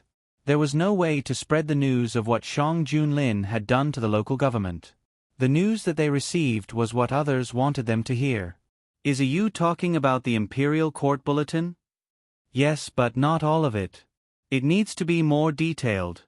Not only will the local government know about the various decisions and measures made by the imperial court, but the imperial court will also know about the local government situation. In his previous life, Shan Yu had an information network that covered almost all of Dahuan. However, it was different from the one he proposed today. This idea was inspired by Shen Yu. If they could exchange information and reduce the time difference, it would be more beneficial for the imperial court to control the local government. What does you think? Shang Junlin thought deeply for a while and felt that this method was indeed beneficial. Your Majesty can discuss with the ministers, but you can't squeeze me for everything. Shen Yu rested his chin on his hands and looked at Shang Junlin with a smile. You. Shang Junlin was helpless. Fine, I will discuss with the Prime Minister and the others first. After the discussion comes to a conclusion, you can see if there is anything that can be changed. The Prime Minister and the others are much better than me. Shen Yu only cared about the idea and didn't want to worry about how to implement it. The ministers in the imperial court knew enough about Dahuan. With Shang Junlin's supervision, the final method wouldn't be wrong. Shang Junlin saw that he didn't want to participate too much and didn't force him. He was willing to satisfy Yu no matter what kind of life he wanted to live. Your Majesty, many flowers have bloomed in the imperial garden. Let's go and enjoy the flowers. The thing Shan Yu did the most every day when he saw Shang Junlin was reviewing reports. It was rare for the weather to be good recently. In a few days, it would be hot. He wanted to take advantage of the weather to walk outside more. Imperial Physician Gu also said that you should walk more. Shang Junlin didn't have any objections. He put away the things and took Shen Yu out. The evening sun shone on people's bodies, making them feel warm and fuzzy. Shan Yu narrowed his eyes in satisfaction. All kinds of flowers bloomed in the imperial garden. Colorful flowers dotted the sea of green, competing with each other in terms of beauty. It was too beautiful to behold. The fragrance of the flowers was carried by the breeze. Shen Yu pulled Shang Junlin's sleeve. Your Majesty, how many kinds of flowers are there? Almost all the flowers in Dahuan that can survive in the capital are here. See if there is anything you like. I will ask Meng Chong to bring some to you. Shang Junlin was not interested in flowers and plants. The flowers and plants in the palace had always been taken care of by the palace servants. Shen Yu walked and stopped. Occasionally, when he saw something he liked, he would stop for a while. The more fragrant the flowers were, the more it attracted a few butterflies. Don't you know that the flowers here can't be picked? You have already picked a basket of flowers. Who asked you to come here? Shang Junlin frowned when he heard a noise in front of him. Eunuch Meng quickly walked over. This servant will go and take a look. After a while, Eunuch Meng came back. Shan Yu came to pick flowers. She was seen by the steward auntie who passed by and was reprimanded. Shen Yu, who was about to leave, stopped. Shen Yu? Why did she come to the imperial garden? As he spoke, he walked in the direction of the sound. What happened? The man's majestic voice sounded. The palace servants all knelt down. The slightly older palace servant saluted and said, replying to your Majesty, this palace maid may not know the rules here and pick some flowers. This servant has already reprimanded her. She didn't know that Shan Yu knew them. She was afraid that she would lose her life because of a small matter, so she subconsciously protected her. Shan Yu looked at the palace maid who had just reprimanded her in surprise. She hurriedly bowed her head and admitted her mistake. You can leave first. You stay. Shan Yu pointed to Shen Yu. The palace maid looked at Shen Yu before leaving. She wanted to say something, but was pulled away by Eunuch Meng. Get up. Why did you pick these flowers? Shen Yu asked. This servant wanted to make flower cakes for the old imperial concubine. I looked for the best place with flowers and found this place. I didn't notice that the flowers here can't be picked. This servant knows her mistake. I'll forgive you for your first offense. Forget it. Shen Yu looked at the basket of flowers beside her and curiously asked, You used flowers to make food directly? Not only flowers. If you are interested in pies made with flowers, this servant will send some to Yuzhong Palace after this servant makes them. Shan Yu lowered her head. In fact, she was also in the experimental stage. She wasn't sure if the pies she made would be delicious. Shan Yu was in a good mood when she walked around the imperial garden on a whim and got a new snack. After walking around, she returned to Yuzhong Palace. The small kitchen had already prepared the meal. Shang Junlin said that if anyone could satisfy the noble lord, he would be heavily rewarded. Because of this sentence, the people in the small kitchen tried different ways to make delicious food every day. Shan Yu had a good appetite recently. She ate more than when she first came to the palace. The loss of her last illness was finally slowly made up. She also gained some weight. Shang Junlin felt good when he hugged her. Shang Junlin was relieved that she finally recovered a little. After the last illness, Shan Yu's appetite greatly decreased. Seeing that she was getting thinner and thinner, Shang Junlin was distressed. However, there was nothing he could do. He could only instruct the small kitchen to be more careful and think of ways to let Shan Yu eat more. Imperial physician Gu didn't recommend eating too much nourishment such as bird's nest. The body that had been damaged for a long time couldn't bear too much nourishment. It could only be nourished a little. Shan Yu also didn't like to eat these nourishing foods. Shang Junlin simply fed her every 10 days. Am I eating more now than before? Will I become fat if I continue to eat like this? At night, Shan Yu lay in Shang Junlin's arms. She frowned as she recalled her recent appetite. How is you fat? Shang Junlin held Shan Yu's wrist and pinched it. You don't have much meat. Shan Yu looked at his wrist. It was a strong contrast with Shang Junlin's. The latter's wrist was strong and strong, while his was white and thin. He didn't have much meat. He turned around and lay face to face in Shang Junlin's arms. As he moved, Shang Junlin's inner garment was pushed aside, revealing half of his chest. Shang Junlin's body was covered with a layer of well-proportioned muscles. It was just right and didn't appear exaggerated. When he wore clothes, it couldn't be seen. When there was no clothes covering, one could see the smooth lines of his muscles. Shan Yu didn't have much muscle. Because of his body, his flesh was soft in both lifetimes. He was a little envious of Shang Junlin. However, he didn't know that Shang Junlin loved every part of him. Shan Yu poked Shang Junlin's firm muscles. Your Majesty is still the best. If you likes, you can look and touch as much as you want. Shang Junlin let go of Shan Yu's hand and pressed the hand that was roaming around his body to his chest.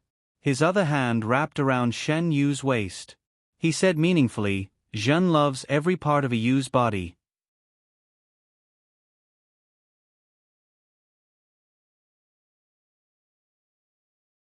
Chapter 90.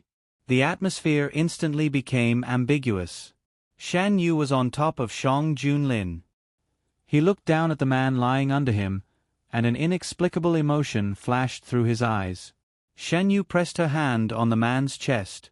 She could feel his steady and powerful heartbeat through her palm. She moved her fingers. Do you want to touch it? Shang Junlin coaxed in a low voice. Without waiting for Shan Yu's answer, he took his hand and explored it bit by bit. Shan Yu pursed his lips, and his fingers curled up slightly. Shan Yu couldn't help but stare at Shang Junlin. Your Majesty's words are like gold. We agreed that we wouldn't do anything today. Shang Junlin didn't intend to do anything, but with a beauty in his arms, he couldn't help but be tempted. When he saw Shan Yu's complaining eyes, he had to give up. Okay, I won't disturb you today. If you're tired, you can rest. Shan Yu looked at him suspiciously. The meaning in his eyes was obvious. It was as if he was asking, why are you so easy to talk to today? Shang Junlin covered his eyes. Don't look at me like that. I'm afraid that I won't be able to control myself. When a man's interest was aroused and he had a sweetheart in his arms, it was difficult to control himself. Since Shang Junlin said that, it seemed that he really didn't intend to do anything. Shan Yu relaxed and fell on the man's body, closing his eyes. He was indeed sleepy. If your Majesty likes it, you can touch it. Before going to sleep, Shan Yu whispered. As soon as his voice fell, Shan Yu felt his waist tighten. The man whispered in his ear, Are you deliberately not letting me sleep? Shen Yu rubbed the man's chest and didn't say anything. Shang Junlin waited for a long time, but only heard the sound of the young man's steady breathing. He looked at the bed curtain above his head and smiled bitterly. He wanted to get up to relieve himself, but Shan Yu was clinging onto him and frowned every time he moved. Shang Junlin had no choice but to wait until Shan Yu was fast asleep before he slowly got off the bed. Shang Junlin came back with a chill. He was afraid that the chill would spread to Shan Yu, so he didn't immediately lie down on the bed. Instead, he sat on the edge of the bed and traced the young man's facial features with his fingers. I really don't know if you did it on purpose or not. Even if he did it on purpose, he couldn't do anything to Shen Yu. Shan Yu had a good night's sleep. When she woke up the next day, she found herself firmly held in someone's arms. The familiar cold scent of the man lingered at the tip of her nose, and her Shan Yu moved. "A Yu is awake?" The man's deep voice came from the top of her head. Shen Yu softly said, "Oh." Shen Yu, who had just woken up, was still a little confused and slow to react to everything. She didn't even feel the man's hand reaching into her clothes. Shang Junlin carelessly stroked Shen Yu's warm skin under his palm. It was rare to see such an obedient and soft side of Shen Yu. He deeply felt that he had missed a lot because of the morning court. Shen Yu half opened her eyes for a while, and her thoughts came back little by little. Why didn't His Majesty go to the morning court today? I wanted to stay with the Yu today. Shen Yu propped herself up and looked at the sky outside. There was no sunlight and it was very dark, so the entire bedchamber was dusky. Is it raining outside? It rained for a while, but it has stopped now. Shang Junlin pressed her back into his arms and wrapped her in the quilt. It's a little cold today, don't catch a cold. Shang Junlin actually went to the morning court, but when he saw that the weather was not right, he was worried about Shen Yu, who was alone in Yuzhong Palace, so he hurriedly finished the morning court and came back to accompany him. He still had lingering fears about Shen Yu's nightmare last time. He thought that if Shen Yu had a nightmare this time, at least he would be by his side. Shen Yu was in a daze for a while. When she was completely awake, she got out of bed. Shang Junlin didn't leave Yuzhong Palace for the whole day. During the time, there were ministers who asked to see him, but he refused. Shan Yu handed the prescription given by Shen Yu to his subordinates. Not long after, they made the finished product and sent the news through Mu Shi. So fast. Shan Yu was surprised. This servant was also surprised. They even sent the finished product. Mu Shi held a small box and opened it for Shen Yu to see. The things in the box were smaller than those made by Shen Yu, but they were made in various shapes. They looked more delicate and pleasant. At first glance, it was obvious that the women would like them. Like this, Shen Yu picked up one of them. How many can you make in a day? A skilled worker can make about 20 to 30. Shen Yu played with the small wooden box in his hand. There were enough people in the manor for the time being, so they could put it in the shop to test the water first. Let them make a batch first. They don't need too many. Put them in the shop in the north of the city to sell. Only a certain amount will be sold every day. It's first come, first served. Let me think about the rest. Yes. The things made in the manor were first sent to Shen Yu. Shen Yu picked some that could be used. The rest that were suitable for women were given to the palace maids in Yuzhong Palace.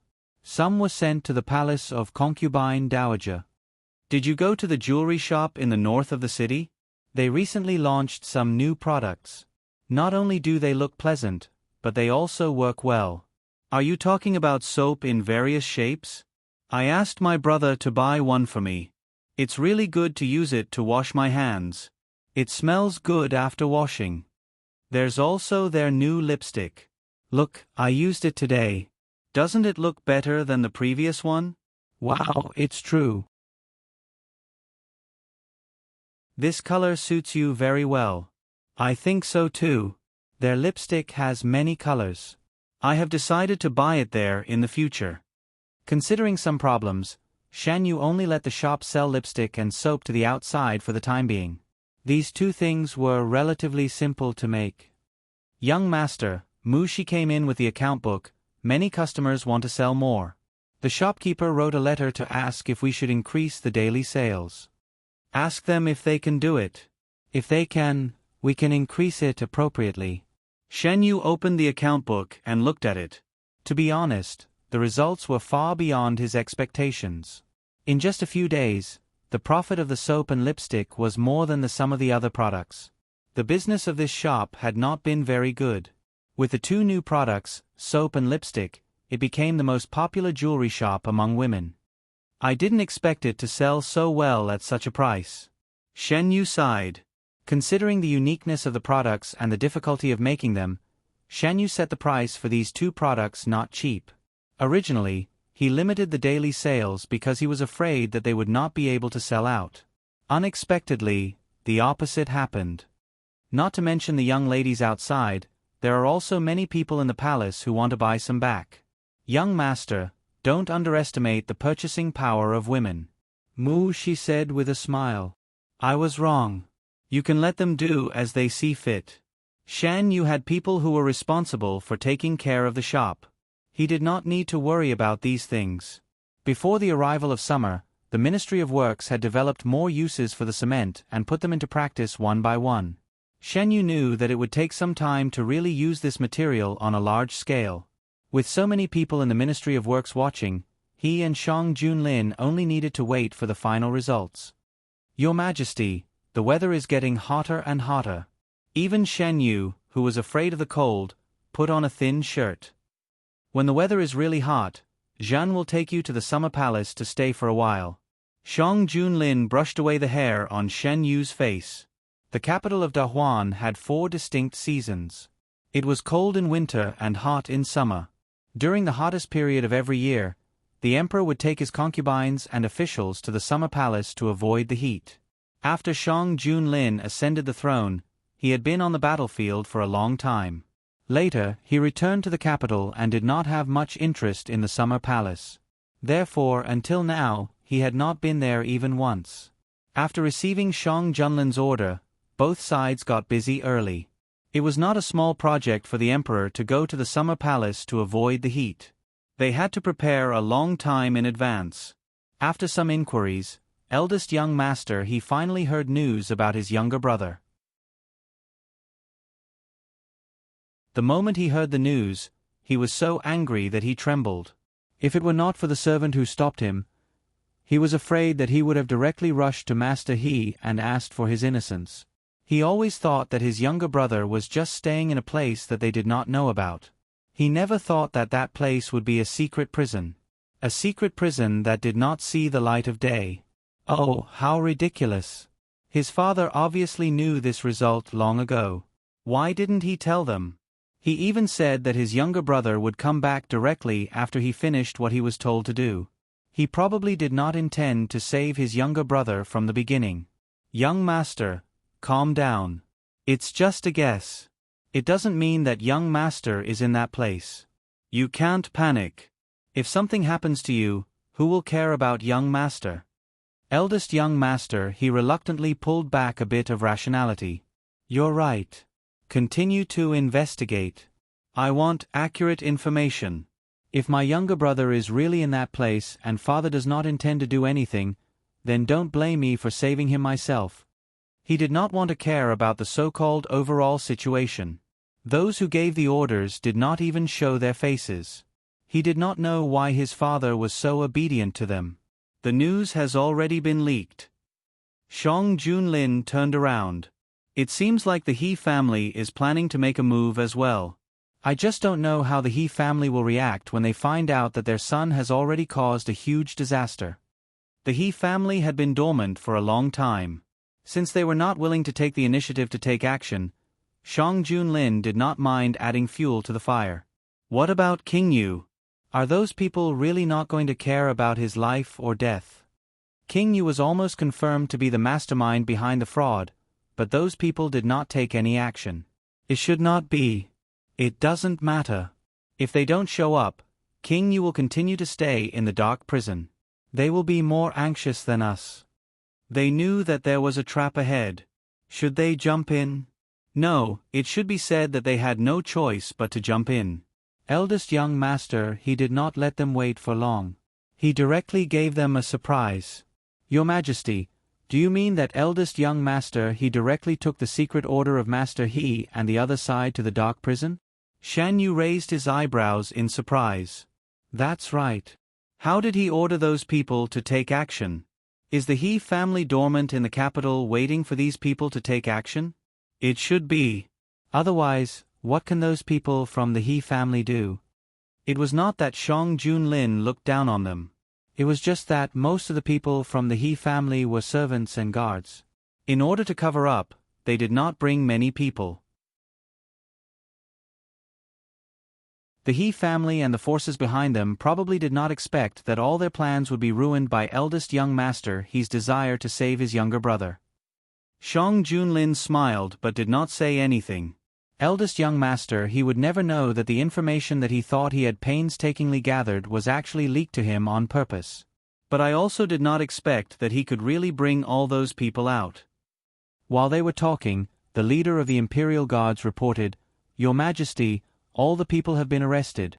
Shang Junlin held Shan Yu's hand. Do you want to go with me to take a look? Shan Yu shook his hand that was held by Shang Junlin. Your Majesty, it seems that you did not give me a chance to choose.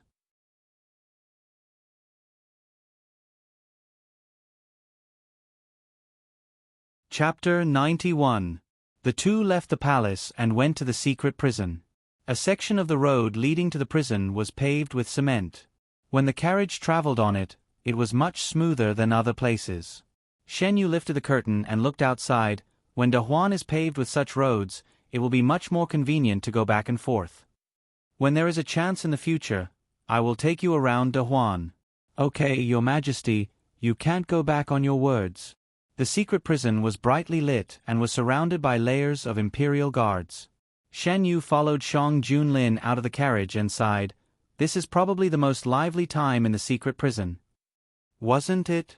In addition to the Imperial guards, there were so many people who broke out of the prison. Shan Yu seriously doubted that the secret prison could hold all these people. On the other side, knowing that the secret order and the people were taken away by young Master He was furious. Are you all idiots? You let him take them away. Didn't I say that except for me, no one else can touch these things?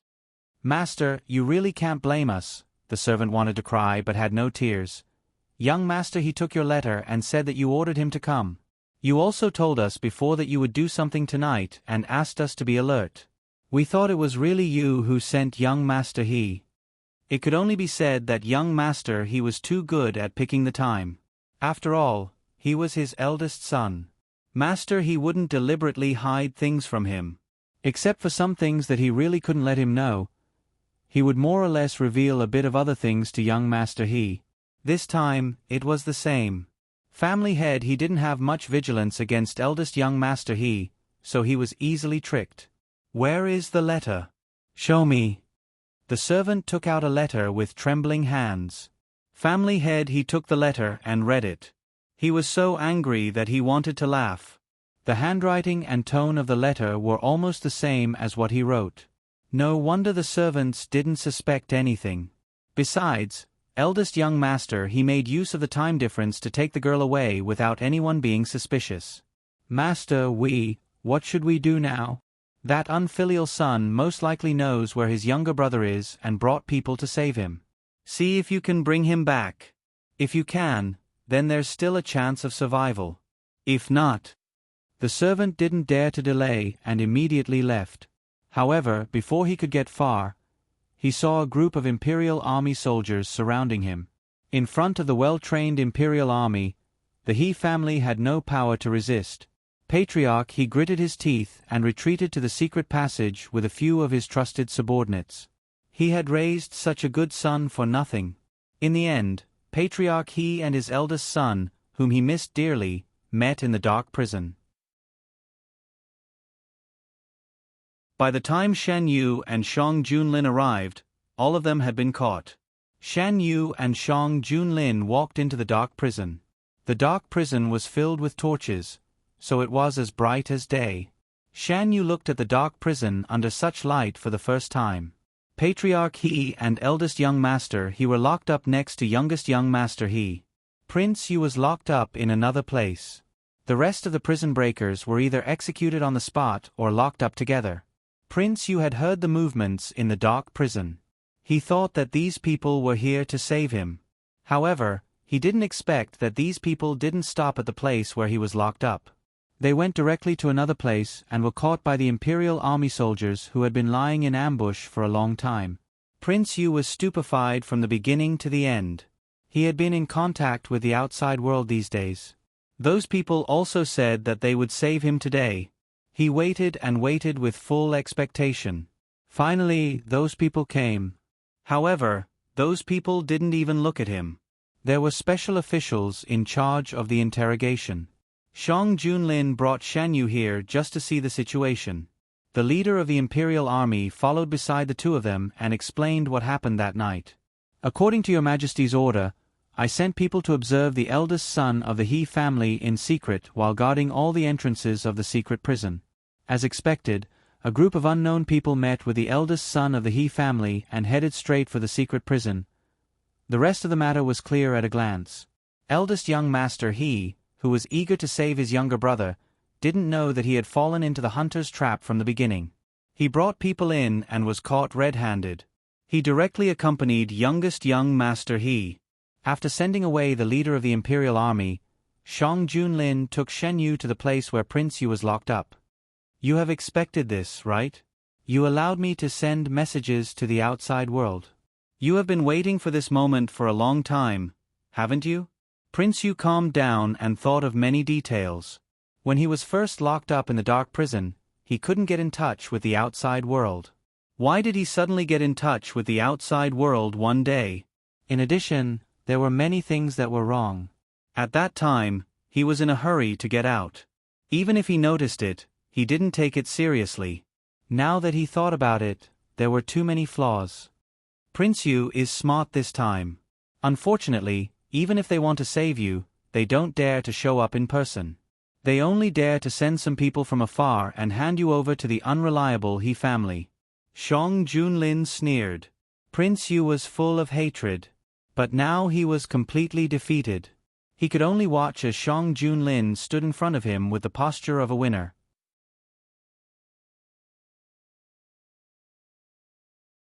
Shang Junlin was a high and mighty emperor who looked down on everything. But he was a prisoner who was crushed into the mud. His future was unknown. Shan Yu was also looking at Prince Yu. The difference between the current Prince Yu and the man in his previous life was too big. It was so big that he began to doubt whether they were really the same person. It turned out that without the so-called protagonist's halo and the praise that was deliberately applied to him, he was just such an ordinary person.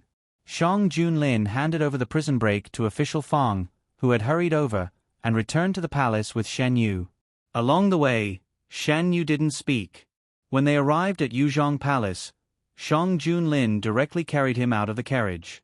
Yu is still thinking about Prince Yu's matter? Shen Yu shook his head and nodded.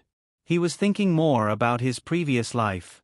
He thought that what he saw with his own eyes in his previous life and the book he read after his death was the whole truth. At this moment, he suddenly realized that both of them were confusing. Sure enough, he couldn't rely too much on the so-called world's plot. Shang Junlin didn't put him down. He directly carried him and walked inside. Everywhere he passed, the palace servants lowered their heads. Shan Yu fluttered, "Your Majesty, quickly put me down." "I won't." Shang Junlin flatly refused. "So many people are watching. Isn't it right and proper for me to carry my noble husband? Not only can I carry you, I can also kiss you, I can—" "Enough!" Shen Yu didn't want him to continue, so he interrupted. "If Your Majesty wants to carry me, then carry me. As long as Your Majesty doesn't dislike me for being heavy." "How can I dislike a Yu for being heavy? A Yu should be fatter. It's more comfortable to carry." Shang Junlin weighed the young man in his arms. To him, Shan Yu's weight was really nothing. From a minor illness to a major one, Shan Yu's weight was still much lighter than a normal person's, even though he had recovered a little during this time. The He family was taken down in one fell swoop. Following the clues of the He family, they finally found traces of the mysterious power behind them. Although they couldn't find the real mastermind, it was much better than before. Shang Junlin arranged for the officials who were transferred back from other places one by one. The new officials who entered the imperial examination also gradually entered the imperial court. Everything seemed to be thriving. The Grand Commandant who planned the fraud in the imperial examination was removed from his position, and the position of Grand Commandant was vacant. The aristocratic families and the officials from poor families fought to the death in the imperial court for this position. Especially the aristocratic families, they had already lost too much. If the person who took the position of Grand Commandant wasn't from their faction, it would be a huge blow to them. As Shang Junlin promoted a group of new officials, the aristocratic family's monopoly of the imperial court was finally broken. Because of the aristocratic family's interference, the position of Grand Commandant was never decided. These disputes temporarily didn't affect the peace of Hanlin Academy. The two of you came together again?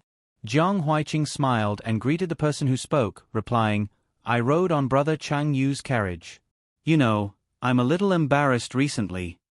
The reason was that Jiang Huiqing took a fancy to a set of unique copies. He really wanted it and was worried that it would be bought by someone else if he was late, so he could only reluctantly buy it. I know. When you finish copying, don't forget to lend it to us. I won't forget.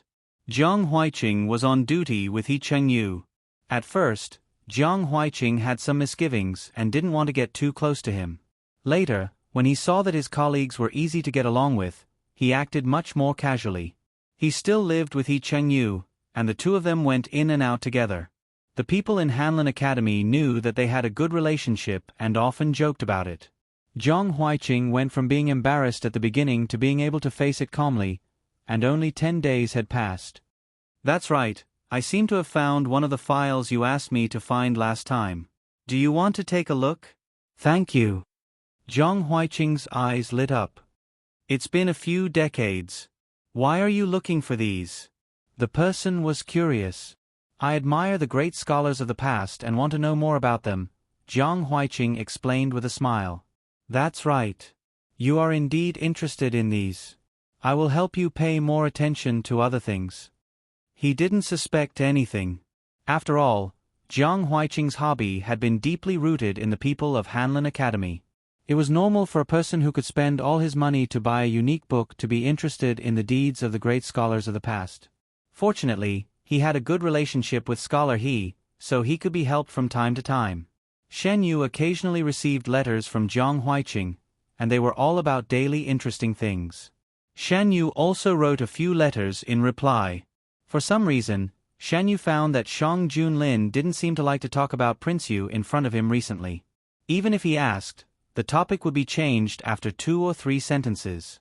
Why does your Majesty suddenly not want to talk to me about Prince Yu? After the topic was changed again, Shen Yu asked. He wanted to know if Shang Junlin simply didn't want him to know about Prince Yu, or did he not want him to know about other things as well. Shang Junlin stroked Shen Yu's neck and said in a hoarse voice, I brought you to the dark prison that day for selfish reasons. Huh? Shen Yu was stunned. I know that when you were outside the palace, Prince Yu approached you. I wanted you to see Prince Yu. Your Majesty, Shen Yu interrupted Shang Junlin, does your Majesty care about these things? Shang Junlin looked at him with deep eyes. The more you loved someone, the more you couldn't tolerate that person having any shadow of someone else. You could say that he was overbearing or paranoid, but he didn't want anyone else to occupy Shen Yu's eyes and mind. He brought Shen Yu to see Prince Yu because he wanted him to deeply understand that Prince Yu was not worthy of his love. After a long while, Shang Junlin held Shen Yu's hand. I thought that I could ignore Yu's matters outside the palace, but I was wrong. I can't ignore it. Everything that happened to Yu, I can't ignore it. Was what Yu said to Prince Yu true? Did Yu really just treat Prince Yu as my substitute?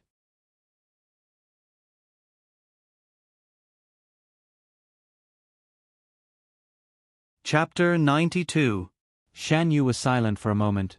Your Majesty, why are you so clear about what I said before I entered the palace? He asked while knowing the answer. With the hidden dragon guards, everything in the capital could not be hidden from Shang Junlin. Since he was chosen to enter the palace, it was normal for him to be investigated. I know that Prince Yu once approached you with his identity hidden. Later on, you two had a conflict. Shang Junlin pinched Shan Yu's chin and turned his head to face him. You, answer my question. Shang Junlin's eyes were dark as he stared at Shan Yu without blinking. A biting cold aura swept over. Shan Yu narrowed his eyes uncomfortably. Your Majesty, don't you know what I think? Why do you care about Prince Yu? What is he? How can he be compared to your Majesty? As for the matter between me and Prince Yu, your Majesty must know my character very well. How can I be sincere to someone who approached me with an impure purpose from the beginning? Shen Yu knew that since Shang Junlin asked, he would not be able to mediate this matter. No matter what kind of feelings he had for Shang Junlin, he did not want Prince Yu to be a thorn between them. He and Prince Yu had broken off completely in his previous life. In this life, there would be no involvement. I know that Prince Yu is not a good person. Shang Junlin gently stroked Shan Yu's chin. I am not suspecting you. I know, Shen Yu covered Shang Junlin's mouth. Your Majesty, you don't need to say this. I should have explained to you about Prince Yu. I said those words just to annoy him. Now it seems that maybe it was a prophecy. The only difference is that I have no interest in finding a substitute. If I love someone, I will do whatever it takes to get them. Even if I can't get them, I will not do something as immoral as finding a substitute. What's more, how can Prince Yu be worthy? In Shen Yu's eyes, Shan Yu was arrogant and unscrupulous. Shang Junlin knew that what Shen Yu said was exactly what he thought. Shang Junlin loosened his grip on Shan Yu's chin and suddenly pulled her into his arms. Zhen understands, Yu. Shan Yu patted Shang Junlin's back to comfort him. Your Majesty, you don't have to think too much. There is no fate between King Yu and me, and there will be no follow-up. Shang Junlin rested his head on Shen Yu's shoulder. Who is Yu's fate? Of course it's your Majesty. With your Majesty here, no one else would have a chance. Does your Majesty lack confidence in yourself? After receiving Shen Yu's accurate answer, the haze in Shang Junlin's heart that had been covering him for many days was blown away by the wind. He tightened his arms and wished he could rub Shen Yu into his body. Seeing that Shang Junlin was comforted, Shen Yu was relieved. He didn't want King Yu to become a barrier between them. As summer came, the weather gradually became hotter. The courtiers received the news that they would go to the summer palace this year and began to prepare. While preparing, they couldn't help but be curious. Why does His Majesty suddenly want to go to the summer palace this year? A few years ago, some courtiers proposed it, but they were all rejected by him. His Majesty has never enjoyed himself. This time, it may be because of you. No matter what the reason is, the successive emperors of Dahuan have all gone to the summer palace every year, except for our current His Majesty. To be honest, the summer in the capital is too hot. It's good to go there to avoid the summer heat. The one who spoke was the official who had written several times to ask His Majesty to go to the summer palace to avoid the summer heat. He thought that he would have to spend the summer in the capital until he resigned. He didn't expect the surprise to come so suddenly. The weather was getting hotter and hotter. Shan Yu's clothes were getting thinner and thinner. His body temperature was still as cold as before. It was very comfortable to hold him in his arms. Shang Junlin held him in his arms whenever he had time. This made Shan Yu suffer. Men were hot-tempered. In the winter, it was fine. He was a human-shaped big heater. Shan Yu nestled in his arms and felt a steady stream of heat. It was very comfortable. It was different in the summer. Every time he was hugged by Shang Junlin for a while, he would sweat all over. There was a small lake in Yuzhong Palace. A pavilion was built on the lake. Since the weather became hot, Shan Yu's favorite place became this pavilion. According to Shan Yu's preferences, the pavilion was decorated in a new way. There was light-colored gauze hanging around, and there was ice in the corner. A cool breeze blew over the water, bringing a burst of coolness. Shang Junlin finished his work and returned to Yuzhong Palace. He looked around the room but couldn't find Shen Yu. He walked straight to the pavilion. There had always been no shortage of ice in the palace. However, Imperial Physician Gu said that Shen Yu's body wasn't good, so he couldn't be too cold. There wasn't much ice in the room. Although Shen Yu was afraid of the cold in the winter, he was the one who was the most cold in the summer. After the pavilion was cleaned up, Shen Yu came here most often.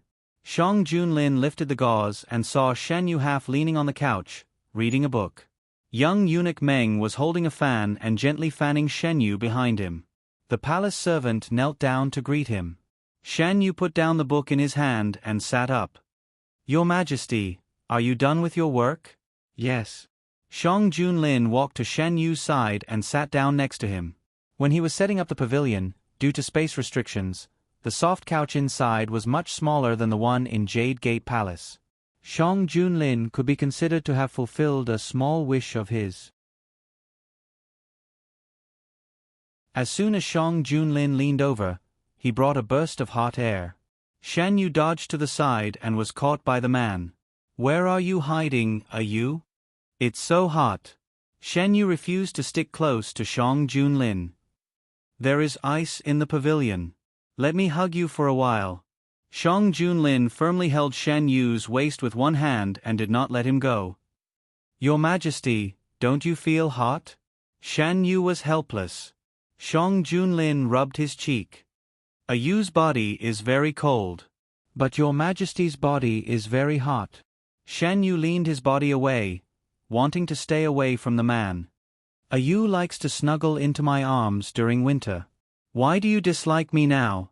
Shang Junlin pressed Shen Yu's back and pulled him into his arms. Shen Yu gave up struggling and half lay in the man's arms. "Your Majesty also knows that it's winter. There was ice in the pavilion, so it was not that hot." Shen Yu quietly lay there for a while, and the temperature of his body gradually dropped. He knew that the man would not let him go, so he simply found a comfortable position and continued to read the book on the side. "How is the use of ice in your room recently?" Shang Junlin asked Mu Shi, who was serving beside him. Mu Shi told him the amount, which was strictly according to Shang Junlin's instructions. Shang Junlin nodded with satisfaction. Shen Yu was speechless. He knocked his head against the man's chest. "Your Majesty has already given an order to the people in my palace. Are you still worried that I will use more ice? Yu, did you forget that you almost caught a cold last time because you were greedy for the cold?" Shang Junlin pinched his earlobe. Shen Yu lowered his head guiltily. The weather suddenly became hot a few days ago, and he could not stand it, so he asked the palace people to put more ice in the bedroom. If Shang Junlin had not found out and removed some ice in time, he would have most likely fallen ill because of the cold. After that, Shang Junlin strictly controlled the amount of ice in his palace. Shen Yu read the book for a while and suddenly thought of something. "Your Majesty, is it only the influential families in the capital that can use ice? Some big merchants can also use it." "Why?" Most of the ice used in Dahuan in the summer was stored ice. Not to mention the huge amount of work, there were not many that could be preserved. Some families with the ability would store their own ice. Those who did not have this ability would choose to buy it. However, because of the quantity, the price was often higher, and ordinary people rarely bought it. "I just suddenly thought of a way to make ice, and it's very simple. If we can make ice, the people in Dahuan can also use it." Shen Yu said the method he learned from the book. As one of the golden fingers of the main character in the book, Shan Qingran, it brought him some benefits. "What method?" Shang Junlin was interested. "When saltpeter is dissolved in water, it can be made into ice." Shen Yu ordered people to bring saltpeter and water. After experimenting, he really got ice. Looking at the freshly made ice that was emitting cold air, Shen Yu's eyes flashed with a touch of complexity. In his previous life, when the King of Yu found out about this method, the first thing he did was to kill everyone who knew about it. Then he arranged for a group of mute slaves to make ice for him and sell it at a high price.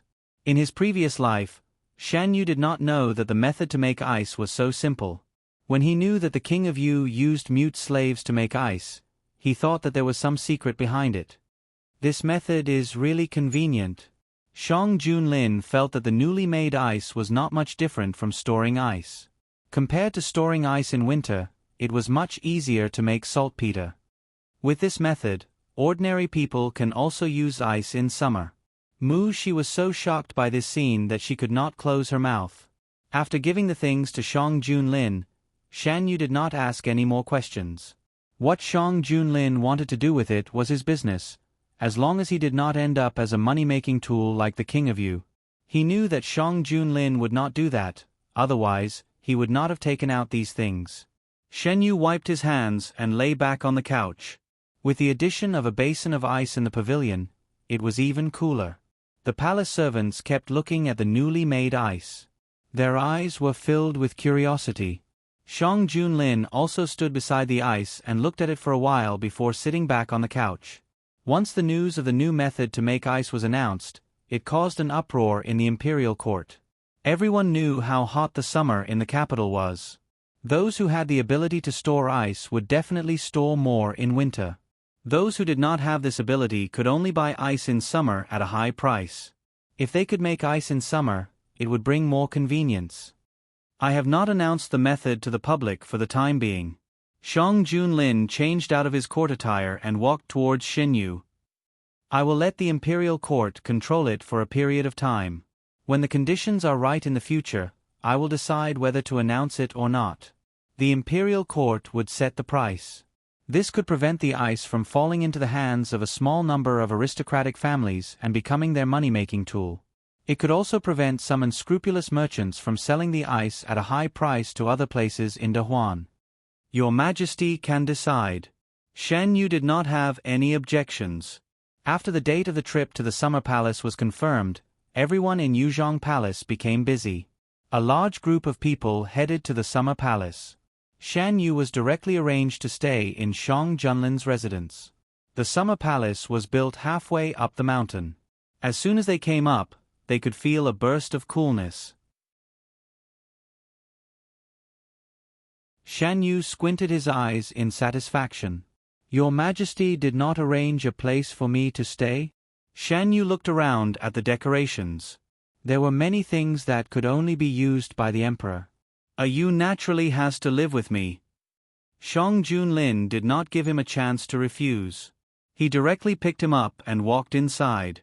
The palace servants lowered their heads and focused on their own matters. Shan Yu was already used to Shang Junlin carrying him here and there.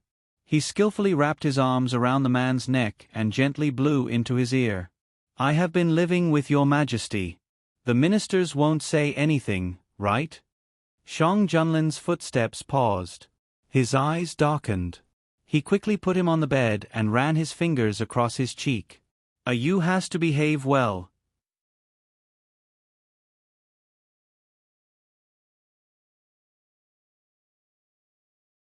Chapter 93.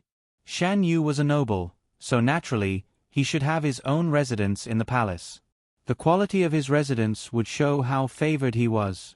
At the beginning of the arrangement, the people in the palace had allocated a good courtyard for Shan Yu, but Shang Junlin rejected it and arranged for Shan Yu to live in his residence.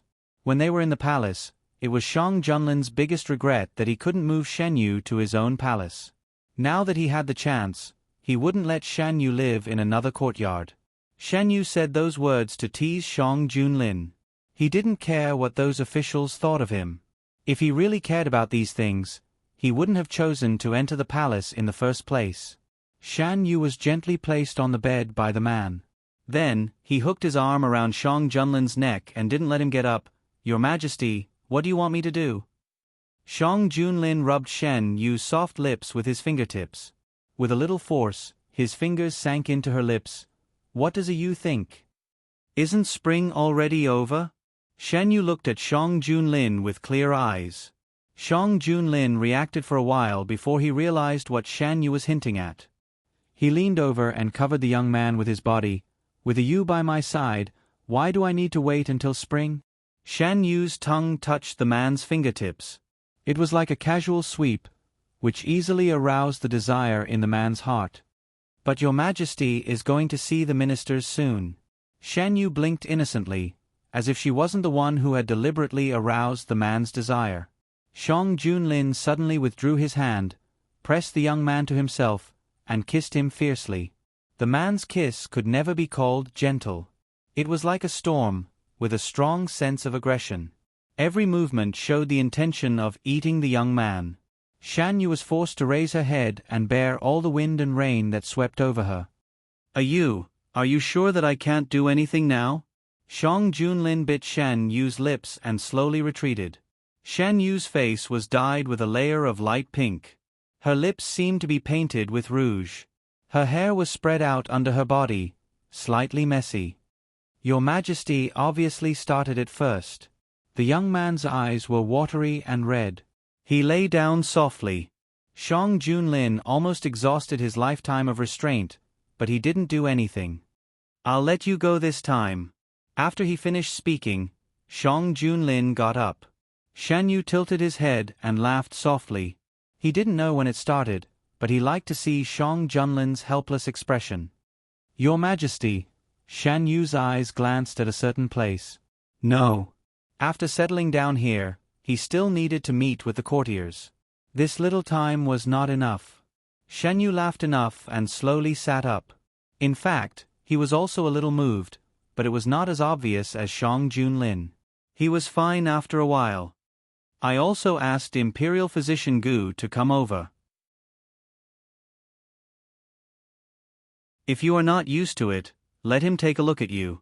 Shang Junlin tidied Shan Yu's hair. Because he had helped Shan Yu recuperate, Imperial Physician Gu had become the person Shang Junlin valued the most in the Imperial Hospital.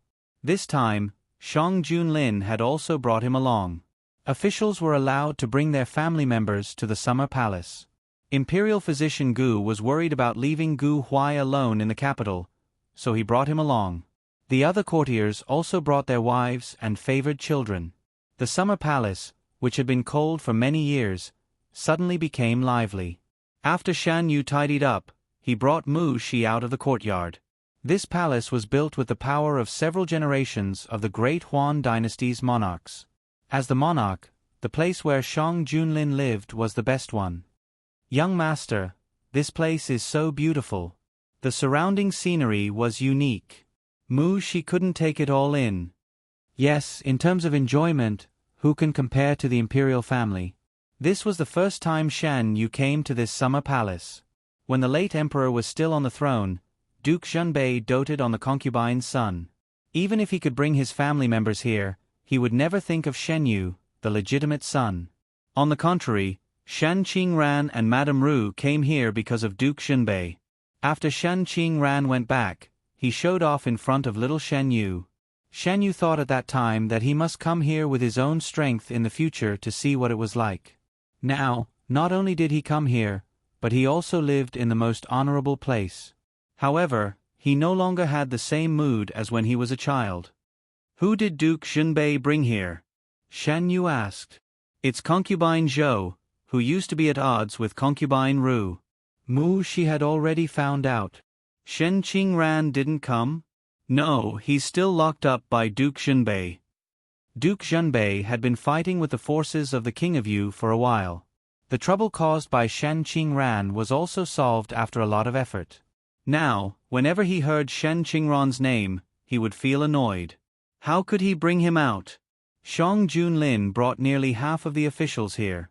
Although he said it was to avoid the summer heat, in fact, it was just a change of location to deal with government affairs. There was still a lot of memorials to approve every day. Because he was not in the capital, the workload was heavier than before.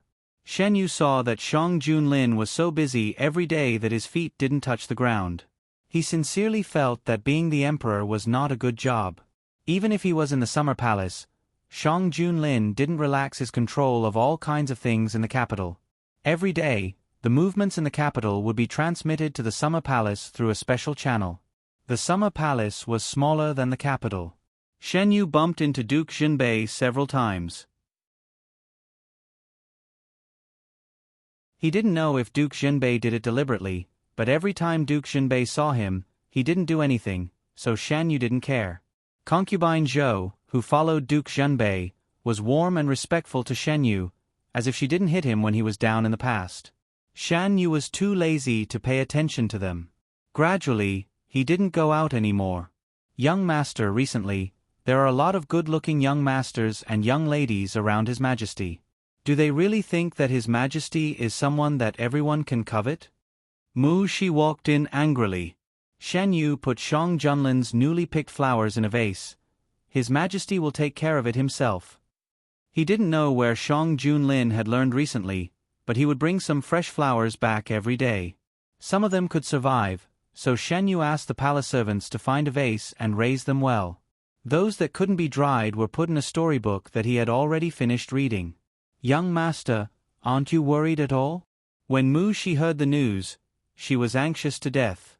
Now, she had completely recognized Shang Junlin's existence.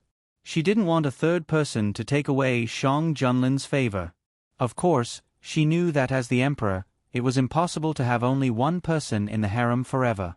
But she just couldn't accept that Shang Junlin, who said that he wouldn't accept any new people, had anyone besides Shen Yu. She often walked outside these days and heard a lot of news. His Majesty had clearly said that, so why were these people still dreaming of becoming a member of the harem? Shen Yu took a handkerchief and wiped his hands. He said, neither too fast nor too slow. What am I worried about? What they think in their hearts is their own business. Can I care what they think? If they really enter the palace, what will you do? I brought you out to let you relax. Why are you more worried than in the palace?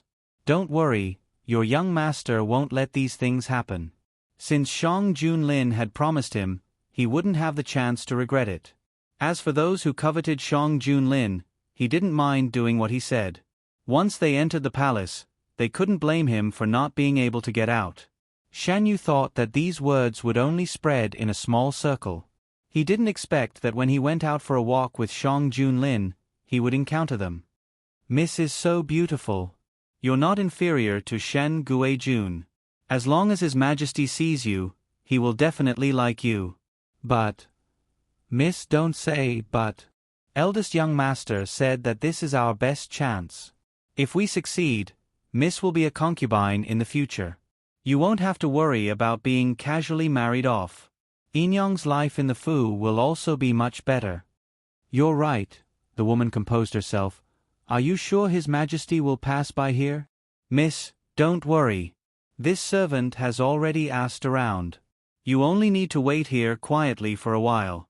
His Majesty will come over. At that time, whether or not it succeeds depends on Mississippi. At the corner, Shan Yu elbowed Shang Junlin. His Majesty is really popular. If I didn't follow him out today, would he have a beautiful encounter with the woman in front of him? Is you jealous? Shang Junlin grabbed Shan Yu's arm and directly pulled him into his arms. He leaned close to his ear and whispered, from the beginning to the end, Zhen only wants a you. Zhen thought a you already knew.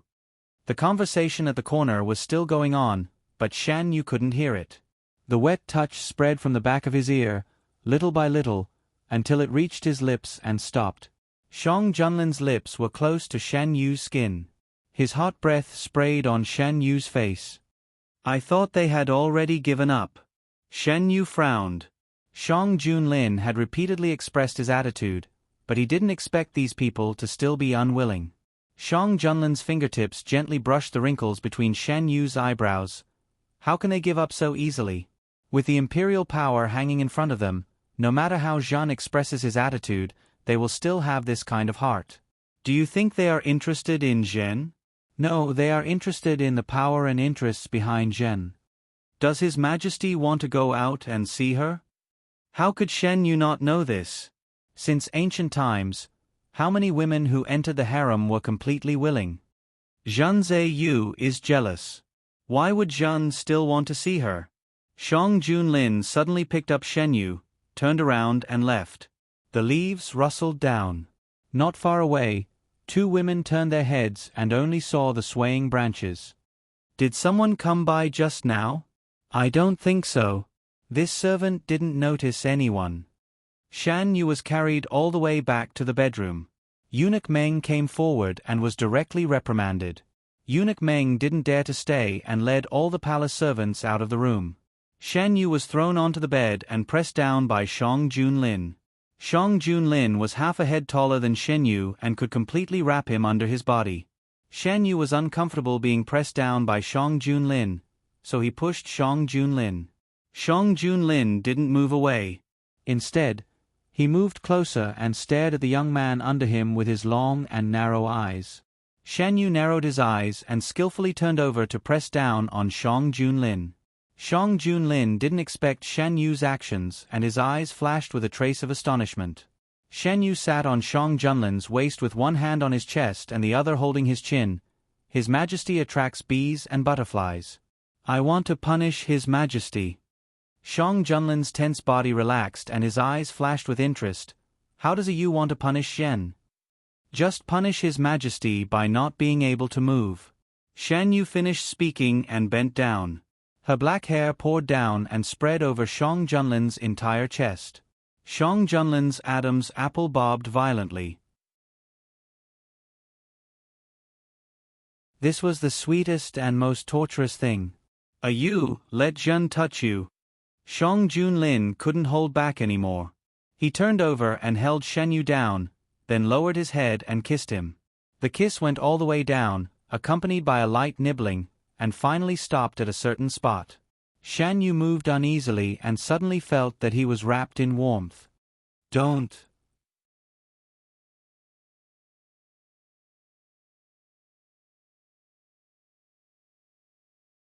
Chapter 94. Shen Yu never expected that Shang Junlin would do such a thing for him. Shen Yu could not hold on to the quilt under his body. He felt like he was in the middle of a storm. He was thrown up high and could not fall down. The flowers by the window were blooming beautifully. The branches reached into the room and shyly closed the petals. After a long time, Shang Junlin released him. His Adam's apple moved as he swallowed the food in his mouth. Shen Yu was confused. When he saw this scene, his eyes were filled with turbulent waves. He even forgot what he wanted to say. Shang Junlin supported his body and moved upward. He found Shen Yu's lips and leaned over. Shen Yu tilted his head to avoid it. Shang Junlin turned his face. A storm was brewing in his eyes. Why are you avoiding me? Your Majesty did not rinse your mouth. Why do you dislike your own things? Shang Junlin found it funny. Shen Yu did not answer. He also did not give him a kiss. Shang Junlin left a trail of kiss marks on Shen Yu's cheeks and neck. Shen Yu's heart was itching. He got up and casually rinsed his mouth with water. He leaned over again. Is this enough? As soon as he finished speaking, his kiss fell on Shen Yu's lips. A Yu, I want you. Accompanied by the sound of sucking and water, the man's voice was low and dangerous. Shen Yu struggled. His body was so weak that he could not escape from the man's shackles. Shen Yu frowned in discomfort when the place that had never been touched by anyone was suddenly visited. The man's kiss left his lips and covered his eyes. A Yu, relax. Shen Yu could not relax. His body was stretched into a line. Shang Junlin tried several times, but Shen Yu could not adapt. A thin layer of sweat appeared on their foreheads. Shen Yu bit his lower lip to relieve the discomfort. Because of the pain, his face was pale. His lips were red and the corners of his eyes were red. His brows were tightly knitted. Kissing the side of his neck, Shang Junlin took a deep breath and resisted the urge to continue. Shang Junlin had been worried that Shen Yu might not accept him easily, but he did not expect that things would be so difficult at the last moment. After the finger left, Shen Yu felt a little better. He raised his hand and touched the sweat on the man's forehead. Your Majesty, please solve it yourself. How can a Yu be so heartless? Shang Junlin closed the distance between him and Shen Yu. Shen Yu was firmly restrained by the man. She felt guilty and turned her face away from Shang Junlin. Shang Junlin pressed his thumb on his rosy lips and said in a low and hoarse voice, A Yu, can you help me in another place? Shen Yu pursed his lips. A Yu even dislikes his own things. I won't force you. Other than here, Shang Junlin touched Shen Yu's lips.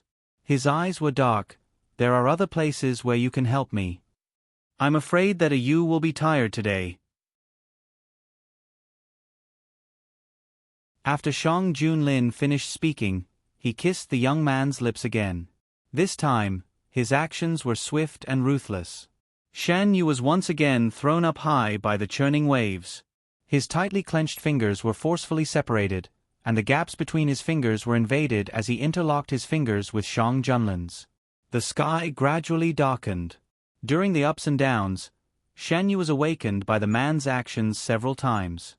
He was very tired. However, Shang Junlin was in high spirits and did it again and again. Unrestrained. Shan Yu did not remember when he fell asleep. When he woke up again, the sky was already bright outside. His body was very fresh. It seemed that he had been washed. His clothes were dry and the bedding had been changed. Shan Yu moved and instantly felt sore all over his body. Hiss. At the end of last night, Shan Yu wanted to directly kick the man out of bed. However, every time he stretched out his leg, the man would grab it and play with it. After suffering a few losses, Shan Yu could only let him do as he pleased. Shan Yu did not know how others were like, but he knew that Shang Junlin's energy was definitely not something a normal person could have. Last night, he might have been stimulated and did it for longer than usual. It was more than just a little tired. Shan Yu rubbed his sore wrist and wanted to sit up. Shang Junlin came in with a bowl of hot porridge and saw Shan Yu getting up. The young man's face was flushed. His eyebrows and eyes were wrinkled. His lips were especially red and covered with a layer of water, like a ripe fruit that was tempting to be picked. As he moved, his thin clothes slid open, revealing a mottled area. Shang Junlin walked quickly to the bed, put the porridge aside, and helped Shan Yu get up. Are you hungry? Shang Junlin calculated the time and came back with the porridge. Shan Yu just opened his eyes. A little. Shan Yu had not rested for almost the entire night. He looked tired. Knowing that he loved cleanliness, Shang Junlin asked the palace servants to bring hot water. After washing up, Shan Yu put on a coat and moved to the soft bed. He was not very comfortable and was not in a good mood. Shang Junlin fed Shan Yu spoonful by spoonful of porridge. Seeing that he was still a little tired, he asked, "Do you want to sleep for a while more?" Shan Yu did not want to sleep anymore. Shang Junlin accompanied him for the whole day. In the evening, he was called away by the minister for a meeting. Shang Junlin dilly-dallied and refused to leave. Shan Yu pushed him. "Your Majesty, you should go do your business." Shang Junlin had no choice but to go. When he came back, Shan Yu had already fallen asleep on the soft bed. Under the candlelight, Shang Junlin stared at his face for a while. Then, he gently picked him up and put him on the bed. Perhaps he was too tired the night before. Shan Yu did not wake up even after being carried around. The next day, Shan Yu was still a little tired. Shang Junlin called Imperial Physician Gu to examine him. After Imperial Physician Gu finished checking his pulse, he glanced at Shang Junlin and lowered his head to think about the wording. "Imperial Physician Gu, if you have something to say, just say it." Shang Junlin held Shan Yu and massaged Shan Yu's finger bones with one hand.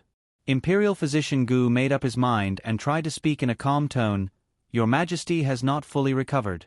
Your Majesty needs to control your sexual activities." Shang Junlin paused. "I understand." Imperial Physician Gu prescribed the medicine and left. On the way back, he shook his head and thought, "Your Majesty has worked hard." Shan Yu was in a daze for 3 days. On the 4th day, he finally recovered.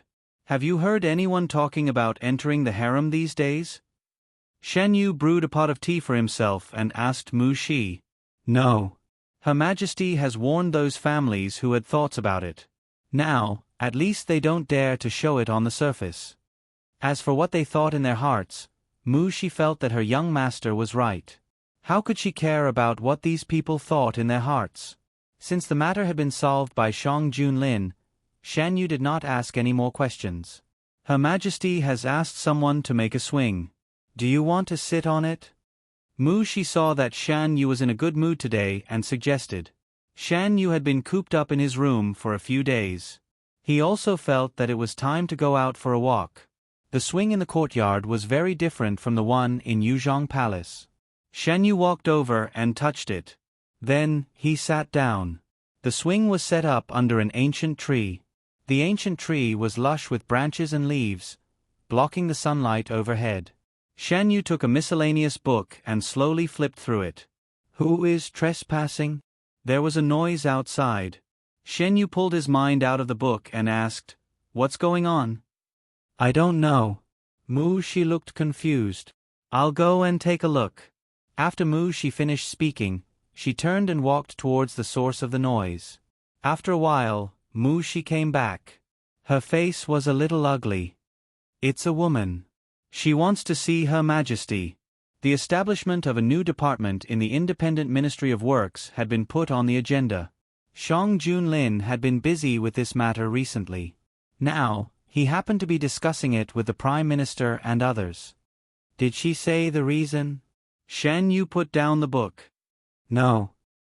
She shook her head. She didn't summon anyone. The guards didn't let her in. She insisted. I sent someone to send her away. Even in the temporary imperial residence, it wasn't easy to see the emperor. Shan Yu and Shang Junlin's residence was heavily guarded. If there was no summon, the guards wouldn't let anyone in. Ordinary people wouldn't force their way in for no reason. It was a serious crime to disturb the emperor. Shan Yu got up from the swing. Take me to see her. Before he got close, Shan Yu heard a woman's gentle voice. This voice gave Shan Yu a familiar feeling. When he got closer, he saw that it was the person he met a few days ago. After he came back that day, Shan Yu went for wool and came home shorn. He almost got himself killed. Now that he saw her, he suddenly felt a dull pain somewhere.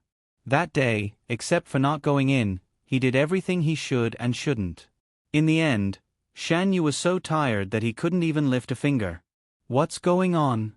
Shan Yu coughed softly and interrupted the confrontation. Gue Jun. The guard bowed. This woman said that His Majesty left something with her. She wants to return it to His Majesty in person.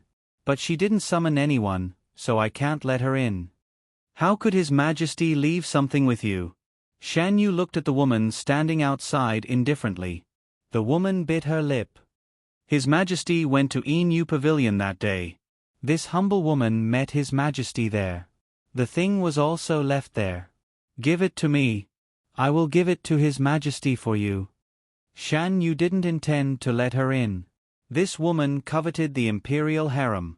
Her purpose for coming here today was probably not pure. No, I have to give it to His Majesty personally. The woman took a step back, her eyes red. Shan Yu narrowed his eyes. Is your purpose to return the thing or to see His Majesty? If it's the former, just give it to me. If it's the latter, I advise you not to waste your time. Her purpose was naturally the latter. That day, she waited in the woods until late at night, but she didn't see His Majesty. When she went back, she was puzzled. The next day, she heard that His Majesty was furious and forbade them to have any evil thoughts. She was silent for 2 days. In order to relieve her depression, she got lost. She didn't expect to pick up the jade pendant that His Majesty dropped. At that moment, she realized that her opportunity had come. She also heard that Shan Guijun was a very scheming person in the palace. Her brother warned her not to confront this person. She didn't achieve her purpose, so she didn't want to make enemies easily. But she didn't expect that Shen Guijun would be so direct. Being looked at by those clear eyes, it seemed that all the calculations in her heart couldn't be hidden. How can Guijun slander this humble woman like this? This humble woman just wants to return the jade pendant that His Majesty left in this humble woman's hands. There is no other intention. No matter what, she must never admit her thoughts. Jade pendant. His Majesty left the jade pendant with you? The young man's expression was unreadable. The woman felt a little uneasy in her heart, but she still nodded. I was wondering why His Majesty lost a jade pendant 2 days ago. It turns out that you picked it up. Shang Junlin didn't care if it was lost. It was only when Shan Yu found that the jade pendant he wore was missing a piece that he realized that it was lost. Since it was lost, there is no need to take it back.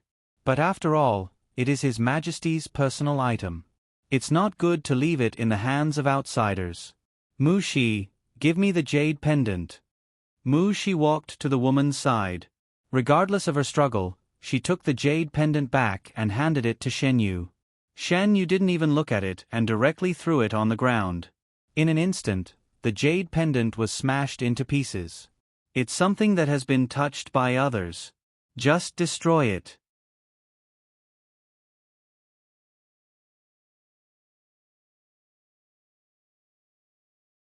Chapter 95. This was worn by His Majesty. Aren't you afraid that His Majesty will blame you for destroying it? The woman didn't expect that Shan Yu would be so unreasonable. Her face changed greatly. If I fell, then so be it. His Majesty will only care about whether I fell to my heart's content. Shen Yu turned around and said coldly, "Send this girl back." How could the woman be willing to accept that her plan had failed before it could be implemented? She looked at the jade pendant that was broken by Shen Yu, and her eyes flashed with resentment. What was worse than the thing that she wanted was easily taken away by others. She had waited for a long time for this opportunity, but it was easily destroyed by others. Moreover, it was in such a way. How could she not see that Shan Yu was warning her not to touch something that she shouldn't covet? But why? Shan Yu was just luckier than her. He entered the palace one step ahead of her. Why did he put on such a high and mighty attitude? Gue Jun, does His Majesty know that you are so jealous? I just wanted to return His Majesty's jade pendant, but you directly broke it. Shen Yu stopped and looked at the woman coldly. I thought everyone knew that I am a person who can't tolerate sand in my eyes. Don't let me know that you have ideas that you shouldn't have in the future, otherwise. The pressure in the young man's eyes was like a mountain. The woman had no doubt that if she really dared to do anything, her end would be the same as the jade pendant. She was too careless. She almost forgot that there was a woman who deliberately fell on His Majesty and was still detained in Yuzhong Palace. She began to feel fear in her heart. No matter how ambitious she was just an unmarried woman. In terms of knowledge, how could she compare with Shen Yu? What's the noise? A man's low voice sounded from behind. Shen Yu tilted his head and saw Shang Junlin coming from another direction. He was originally discussing things with the Prime Minister and several ministers. Suddenly, he received the news that a woman wanted to see him. She also said that she wanted to return his personal belongings. Shang Junlin directly sent the messenger away and didn't plan to come out to meet her. If he didn't hear that Shan Yu went out, he would never come out. Greetings, Your Majesty. Everyone present bowed. Shang Junlin excused their salutations. He didn't even look at the delicate woman who was about to cry and walked straight to Shen Yu. Is you feeling better today? Ever since that night, Shan Yu had always been listless. Shang Junlin was extremely anxious. He only felt relieved after Imperial Physician Gu confirmed that Shan Yu was fine. For the next few days, he did not dare to cause trouble. It was rare for Shan Yu to have a good rest for a few days. His spirit had also slowly recovered. On the way here, Shang Junlin already had a rough idea of what had happened. She was just a stranger to him, so he was too lazy to waste his time on her. Shen Yu snuggled into Shang Junlin's arms. Your Majesty, I broke your jade pendant, you won't blame me, right? You doesn't like it. It's just a jade pendant. Shang Junlin held Shan Yu's hand and put it in front of his eyes. Is you injured? Shan Yu was a little unhappy at first, but she was amused by Shang Junlin's action. It's just a jade pendant. How can I be injured? Next time, if you don't like it, you can let the people around you break it. You don't have to do it yourself. Shang Junlin pinched Shan Yu's fingers.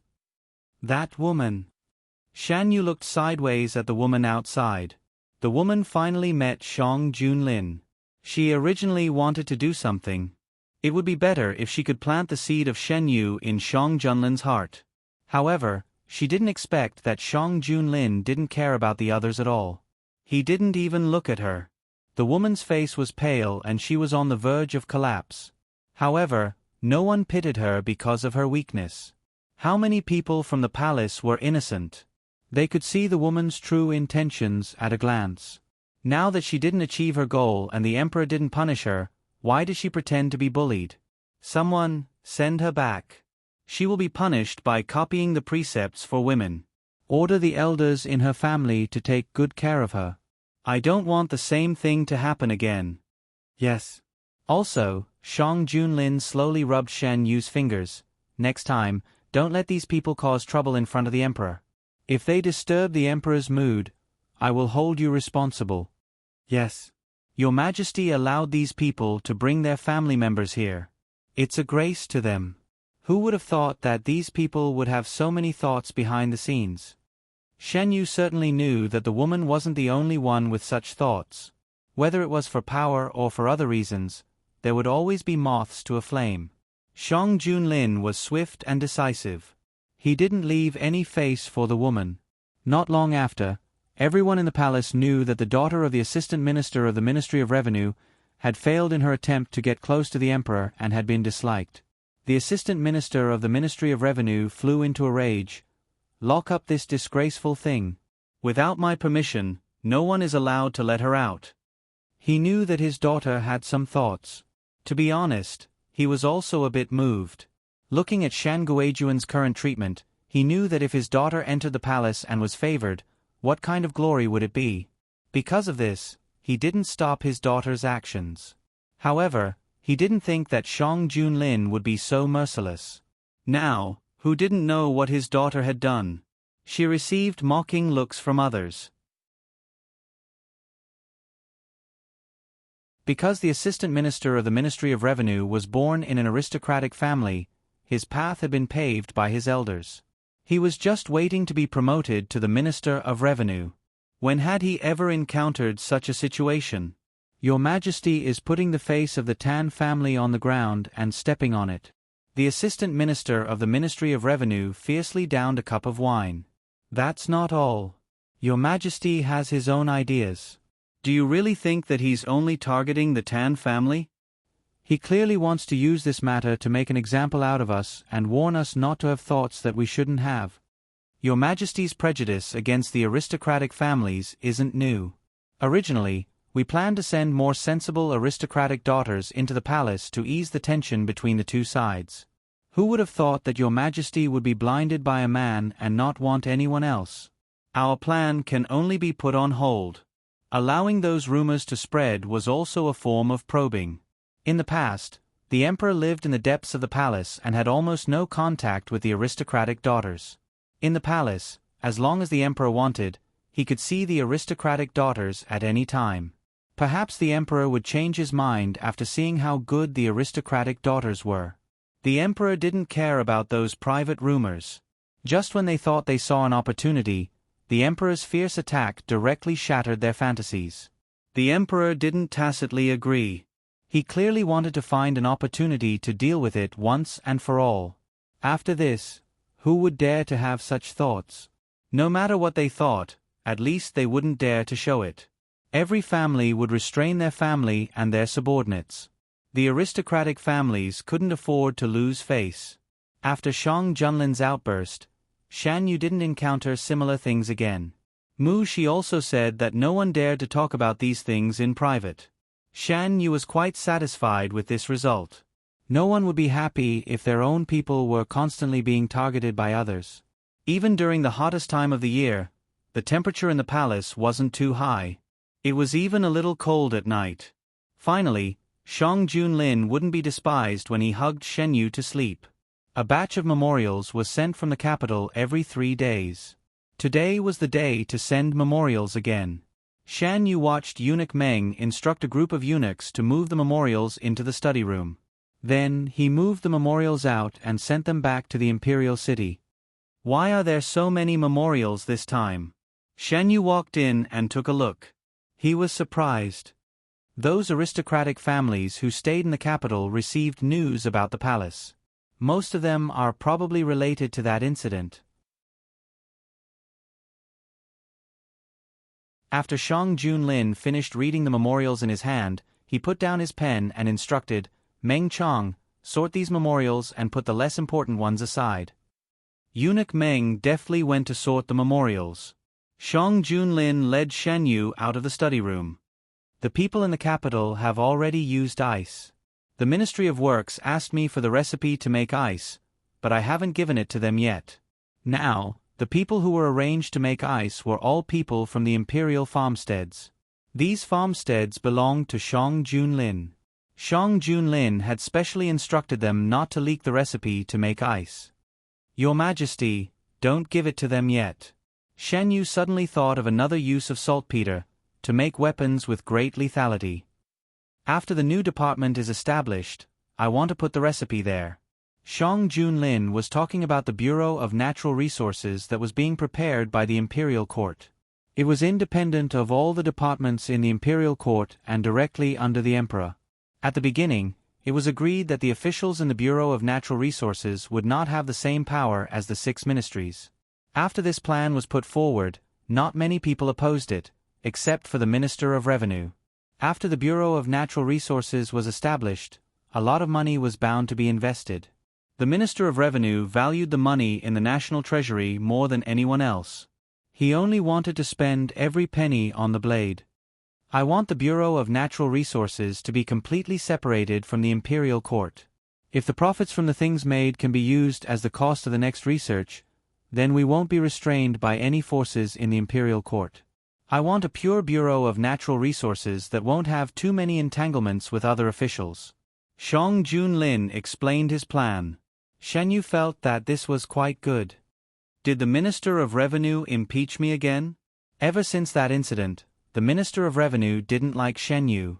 He could find a reason to impeach Shen Yu no matter what he did. He also did a lot of things that deliberately distorted the facts. You, don't worry. I will avenge you. Shang Junlin had also been eyeing the position of the Minister of Revenue for a long time. The two strolled to the lake. The lotus flowers in the lake were growing well. An exquisite boat was parked on the shore. Shen Yu pulled Shang Junlin over. Your Majesty, do you know how to row a boat? A little. Then he knew how to row a boat. Your Majesty, how about we row a boat? Seeing the interest in Shen Yu's eyes, Shang Junlin didn't refuse. Eunuch Meng wanted to call a few imperial bodyguards who knew how to row a boat over, but Shang Junlin refused. He got off the boat first, then took Shen Yu. The boat wasn't big, just enough to accommodate 2 people. Shang Junlin rowed the boat to the center of the lake and stopped. Shen Yu reached out to the lotus heads not far away. He successfully plucked one, broke it open, and put one into his mouth. It was so sweet. Shang Junlin saw that Shen Yu liked it, so he rowed the boat closer. He plucked some and put it beside Shen Yu. Yu likes it. When we go back, I'll ask the kitchen to make some lotus seed snacks for you. Do you have them in the palace? Of course. There are many different kinds of lotus flowers in the palace. The weather in the temporary imperial residence was cool. Even if the sun shone down, it wouldn't be too hot. Shang Junlin was afraid that Shen Yu would get sunburned, so he broke off a lotus leaf and held it above Shen Yu's head. Shen Yu ate the lotus head. It was sweet in his mouth. He peeled one and put it beside Shang Junlin's mouth. Your Majesty, have some too. Shen Yu's hands were very white. Under the sunlight, his fingers became more lustrous. It was hard to tell whether the lotus seed or his fingers were more attractive. Shang Junlin's Adam's apple bobbed up and down. You're tuning in to the Narrate and Escape YouTube channel. Don't forget to subscribe and join us on this journey to catch the most captivating stories.